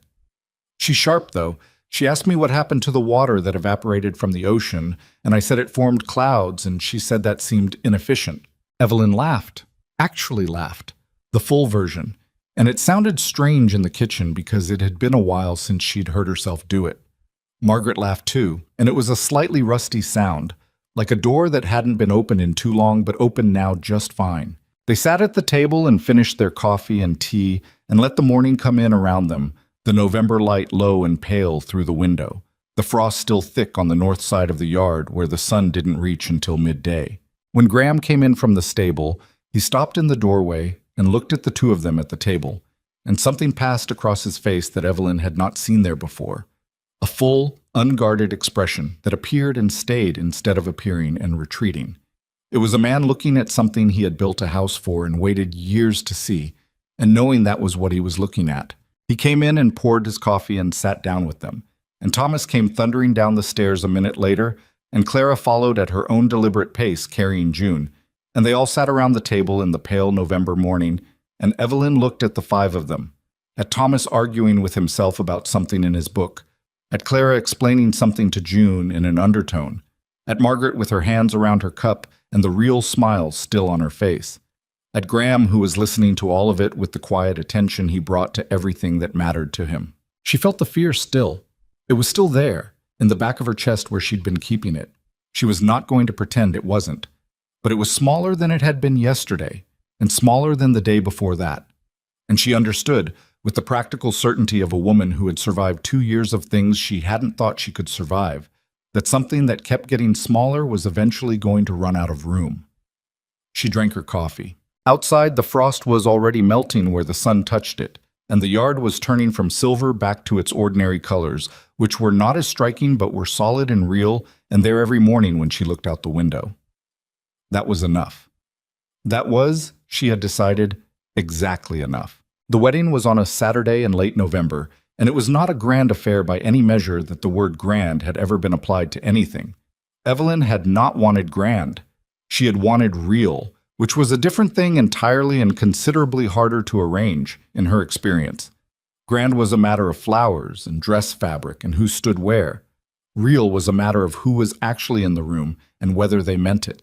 The room was the sitting room of the ranch house, which Graham had cleaned the evening before with the focused thoroughness he brought to practical tasks, moving furniture, sweeping twice, bringing in 2 chairs from the kitchen so there was somewhere for Clara to sit that didn't require her to stand on her tiptoes to see.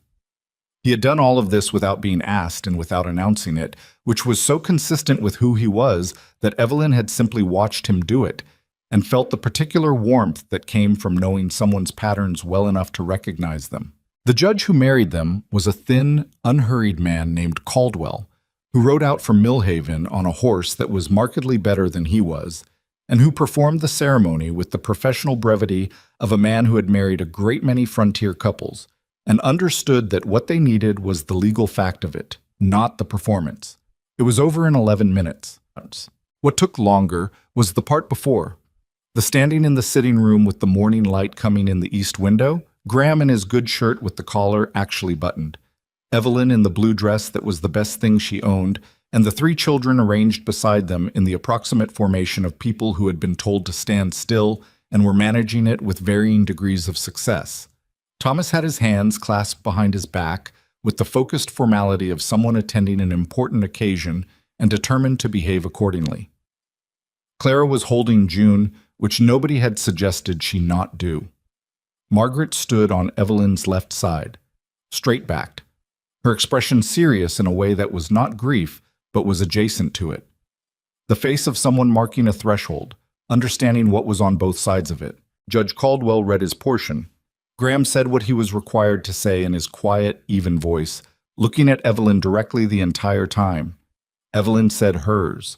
Her voice did not waver, which she had not been certain about until it was happening, and then it simply didn't. When it was done, Graham turned to her and she saw, before he put it back, the thing his face did when he forgot to manage it.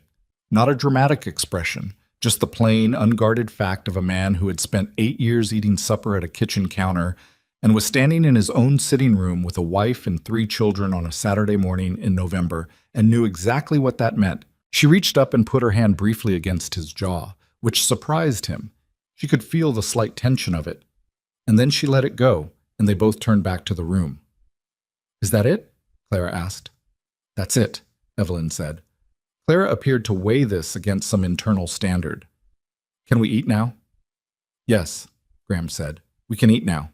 What followed was the least ceremonial wedding breakfast in the history of matrimony, which was to say it was bacon and eggs and biscuits and coffee, and Thomas spilling his milk within the first 4 minutes, and Margaret catching the glass before it went completely over, and Graham passing Thomas a cloth without making anything of it, and Clara explaining to Judge Caldwell the complete history and significance of June, which the judge listened to with the patient attention of a man who had encountered stranger things and found that listening costs nothing. Caldwell left around 9.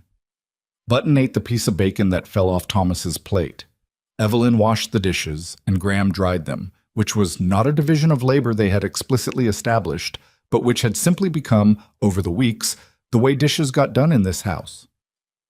"Well," Graham said, setting the last cup on the shelf. "Well," she said. He looked at her. The morning light was full in the kitchen now, the particular pale winter light that came in low and direct and made everything look slightly more itself than usual.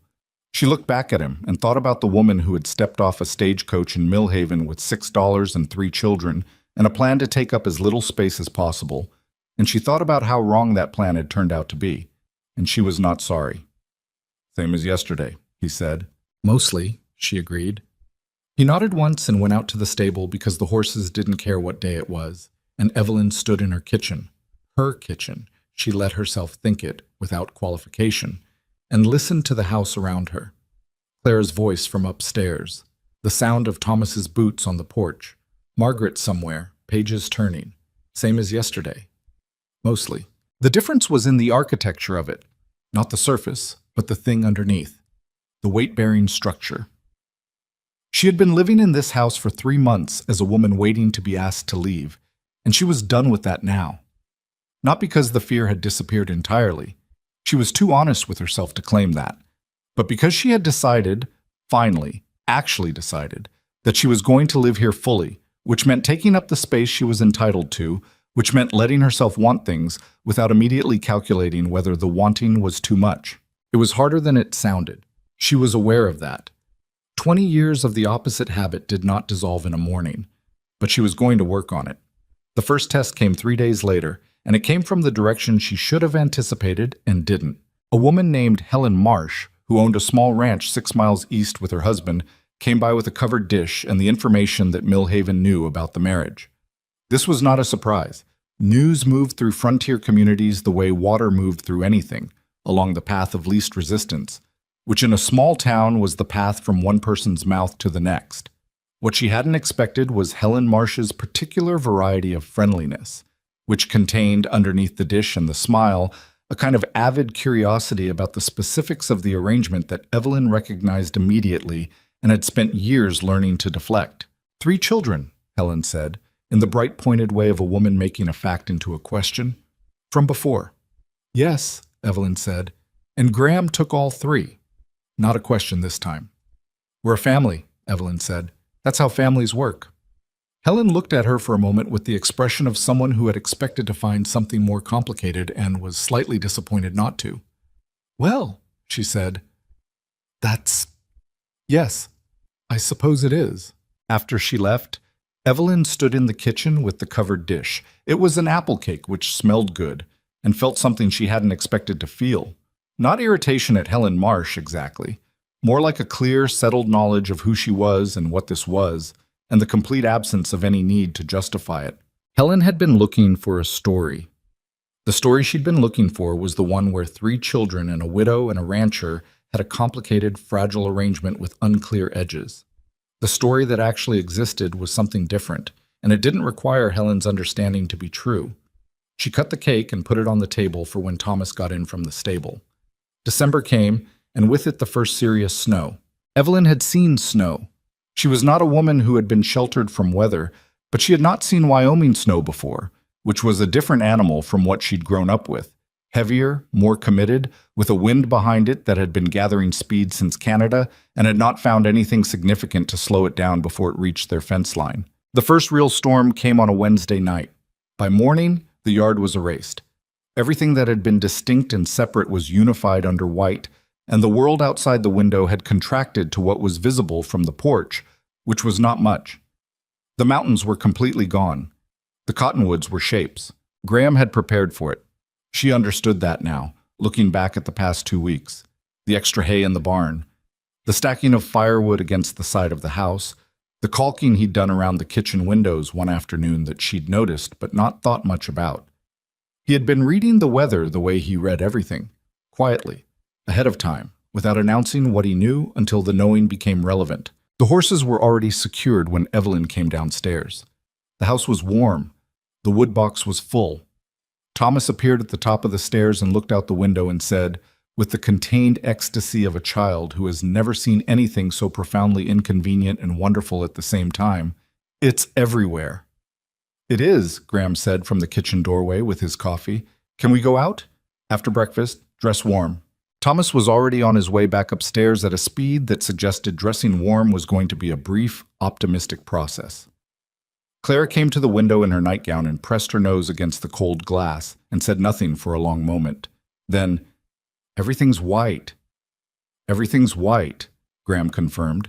"Even the horses?" "The horses are in the barn." She considered this. Good. She went to get dressed with the deliberate seriousness of someone with places to be. What happened that morning was not dramatic and would not have been remarkable to anyone watching from the outside. They ate breakfast. Thomas went out with Graham to clear the path from the house to the barn, which took an hour and resulted in Thomas being so completely coated in snow that he was indistinguishable from the landscape except for his voice, which remained entirely audible throughout. Clara watched from the window with June, providing ongoing commentary to the doll about the structural properties of snowdrifts. Margaret made a second pot of coffee without being asked and brought a cup to Evelyn, where she stood at the window watching Thomas and Graham work. They stood there together for a moment, mother and daughter, watching the two of them in the white yard.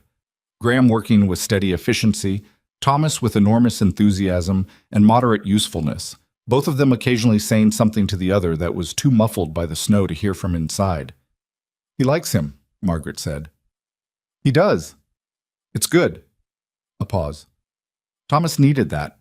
Someone who doesn't just let him talk but actually talks back, takes him seriously. Evelyn looked at her daughter. "You needed it too." Margaret didn't answer immediately. She drank her coffee. "Yeah," she said finally, without the defensiveness the word might have carried a few months ago. Just an acknowledgement, just true. Yeah, I did. They stood there until Thomas fell into a snowdrift with spectacular commitment, and Graham reached down to pull him out, and both of them stood there for a moment, covered in snow, and something passed between them that was wordless and clear and would not have been possible 3 months ago. That evening, around the fire, Graham asked if they'd had snow like this before, and Thomas launched into a detailed description of a storm in Missouri that had closed the roads for 4 days.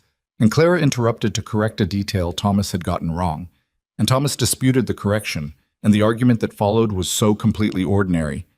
The bickering of siblings who had forgotten, temporarily, that they were in the presence of someone they'd been on their best behavior for. That Evelyn looked across the room at Graham and found him watching them with the expression she'd come to know, the one he didn't always catch in time. He caught her looking. She didn't look away. Neither did he. The children were entirely occupied with their argument. It was a small moment. It would not have been visible to anyone else in the room, but it was the kind of small moment that was actually not small at all, the kind that was, quietly, everything. January was hard. There was no point in pretending otherwise, and Evelyn had long since given up the habit of pretending things were easier than they were. The cold was serious and persistent and required constant management, keeping the fire, keeping the animals, keeping the paths clear, keeping the food stores from depleting faster than expected. Graham worked in conditions that would have stopped a less stubborn man and came in at night with hands that she had started rubbing warmth back into without thinking about it, which was the kind of thing you did for someone whose hands you knew. He did not complain. She had not expected him to. What she had not expected was how much she didn't want him to go out some mornings. Not in a suffocating way, just in the plain, clear way of a woman who had come to understand that someone's absence from a room changed the quality of the room, and not for the better. That was new. That was hers, and she sat with it without alarm.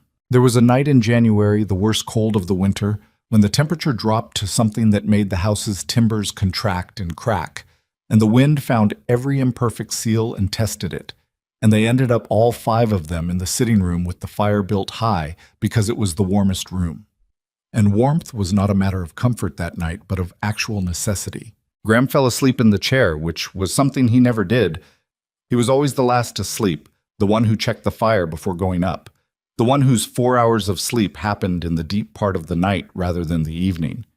But the cold had required more from him that day than usual, and somewhere around 8 o'clock, mid-sentence, he was simply asleep. The children registered this with varying degrees of response. Thomas looked at him and then at Evelyn with a slight smile, then went back to his book. Clara studied Graham's sleeping face with the forensic attention she brought to anything she was trying to understand, then turned to Evelyn and whispered very seriously, "He snores a little." "Shh," Evelyn said. "Only a little," Clara whispered. Margaret, from her chair across the room with her own book open, did not look up, but the corner of her mouth moved. Evelyn sat there in the firelight with her family around her, all of it, the whole inexplicable, assembled, improbable thing, and she let herself feel it without filing it away.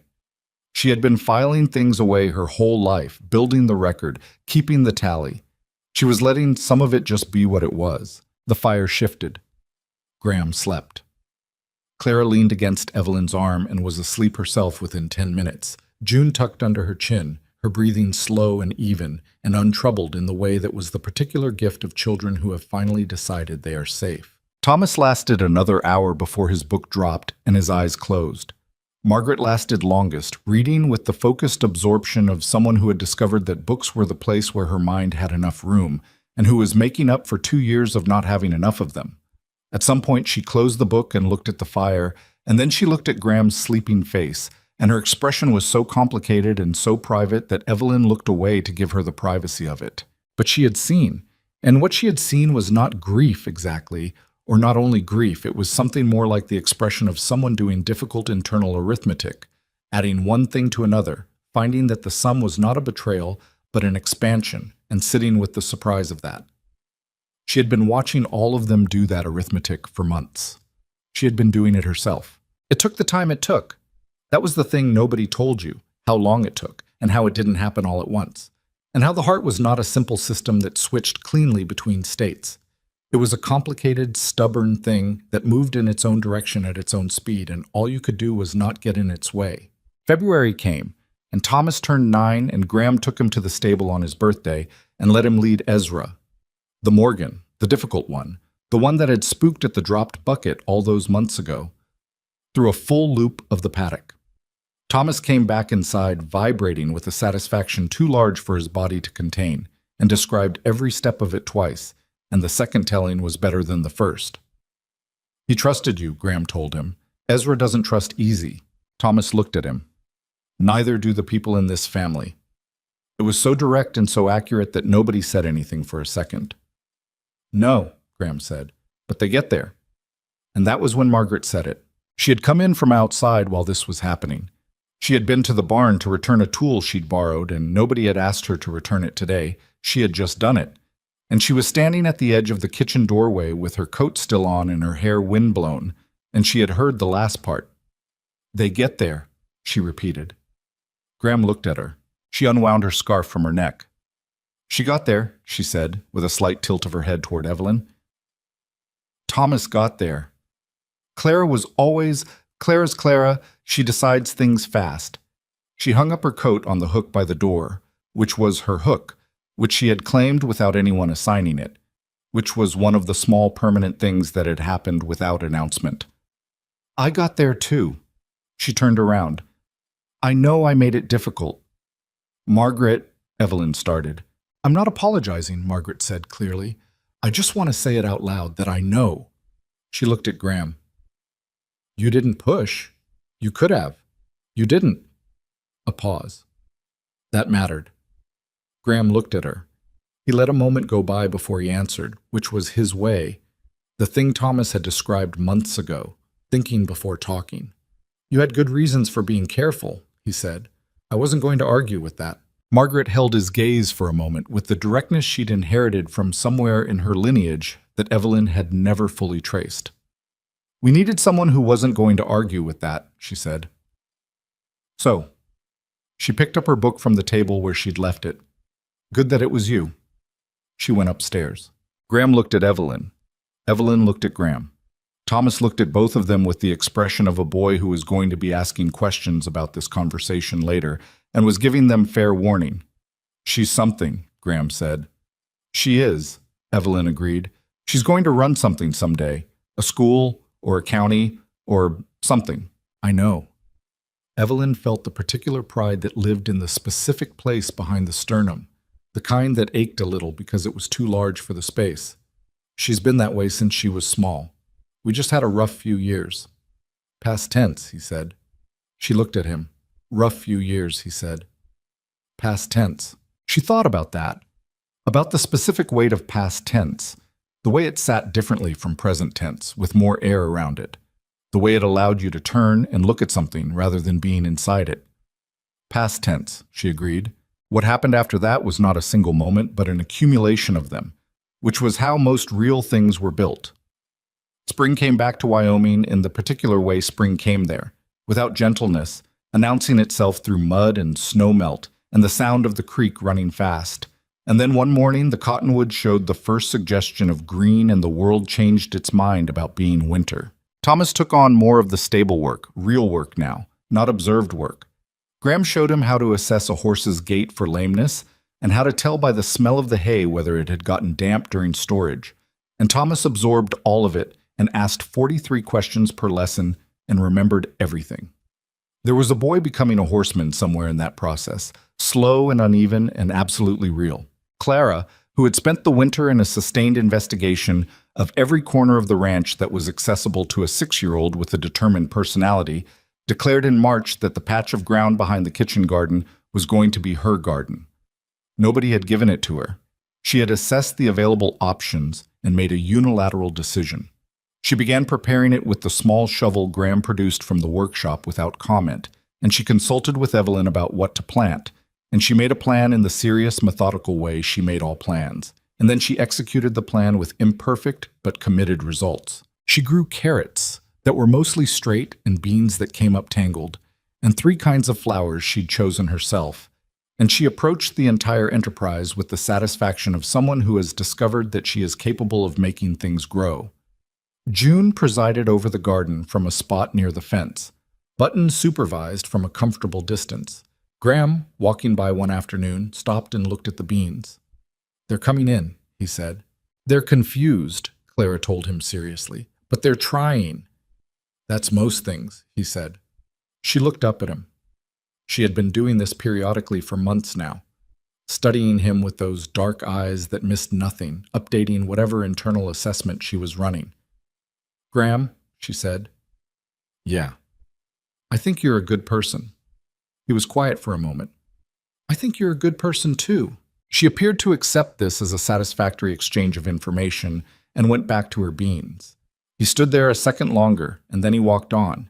And Evelyn, who had heard all of it from the kitchen window where she was grinding coffee, stood very still for a moment before she went back to what she was doing. The evening of the first warm day in April, genuinely warm, the kind where you could sit outside after supper without a coat. They were all on the porch. Graham in the chair, Evelyn on the step, Thomas on the rail, which he'd been told not to sit on, but the telling had become increasingly perfunctory on both sides. Clara on the step below Evelyn, with Button and June. Margaret leaning against the post with her book, though the light was going too low for reading and she was really just holding it. The mountains were visible again, blue and clean against the sky. Clara was the one who said it. She said it the way she said most things, without preamble, in the middle of something else, as if it had simply arrived at the front of her mind and come out. "Dad?" she said, then stopped. Nobody moved. She was talking to Graham. She was looking at June, then she looked up at him, and her expression was not the careful expression of a child who has said something intentionally freighted. It was the plain expression of a child who has called someone what she has decided to call them, simple as that. Graham looked at her. Something happened in his face. Not dramatic.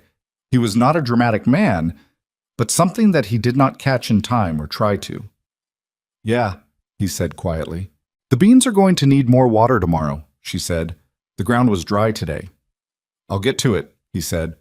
She nodded and went back to June. Thomas was looking at the mountains very intently, in the way of a boy who is feeling something large and has decided that looking at something large is the appropriate response. Margaret turned a page she hadn't read. Evelyn sat on the step in the April evening and looked at the mountains too, and she thought about a woman who had stepped off a stagecoach 8 months ago, convinced that hope was not a strategy. She thought about what hope had turned out to be instead. Not a plan, not a guarantee, not a promise that nothing would go wrong. Just the insistence on remaining open to what was possible. The refusal to decide in advance that the best thing was already behind you. She had not been good at that. She was still not entirely good at it. She was a work in progress on that particular question, and she expected she would be for some time. But she was here. They were here. All 5 of them on a porch in Wyoming in the first real warmth of spring, and the mountains were back after the winter, and the cottonwoods were green again. And somewhere in the kitchen garden the carrots were coming up, probably still crooked. Some things didn't change. You learned to work with them. She reached back and put her hand over Graham's where it rested on the arm of the chair, and he turned his palm up and held it. And they sat like that while the light finished going and the stars came out one by one over the mountains. The ranch was never going to be the easiest life. She had stopped expecting easy. Easy was not the thing. The thing was this: a house that knew their footsteps, children who were becoming themselves, a man who had built 3 bedrooms and waited and turned out to be exactly what he said he was, which was the most uncommon thing she'd ever encountered. The fear did not disappear. She was honest enough to know it would return, in new forms, about new things, because that was the cost of loving people, the knowledge of what you had to lose. But it no longer had the last word. It was a voice in the room, and there were other voices now, louder and more insistent. And they sounded like Thomas asking 40 questions, and Clara's consultation with a cloth doll, and Margaret's laugh when something was genuinely funny, and Graham's quiet, steady answer to whatever was asked of him. They sounded like a family. The particular, imperfect, assembled kind. The kind that nobody plans for and everybody, underneath, is hoping for. The kind that is built not from a single decision, but from 1,000 small ones. From fires started before anyone wakes. from stitches that are crooked but don't come open, from questions answered honestly, from patience that does not require recognition, from a man who said, "I've always wanted a large family," like it was simply a true thing, and a woman who finally, after long enough, decided to let it be.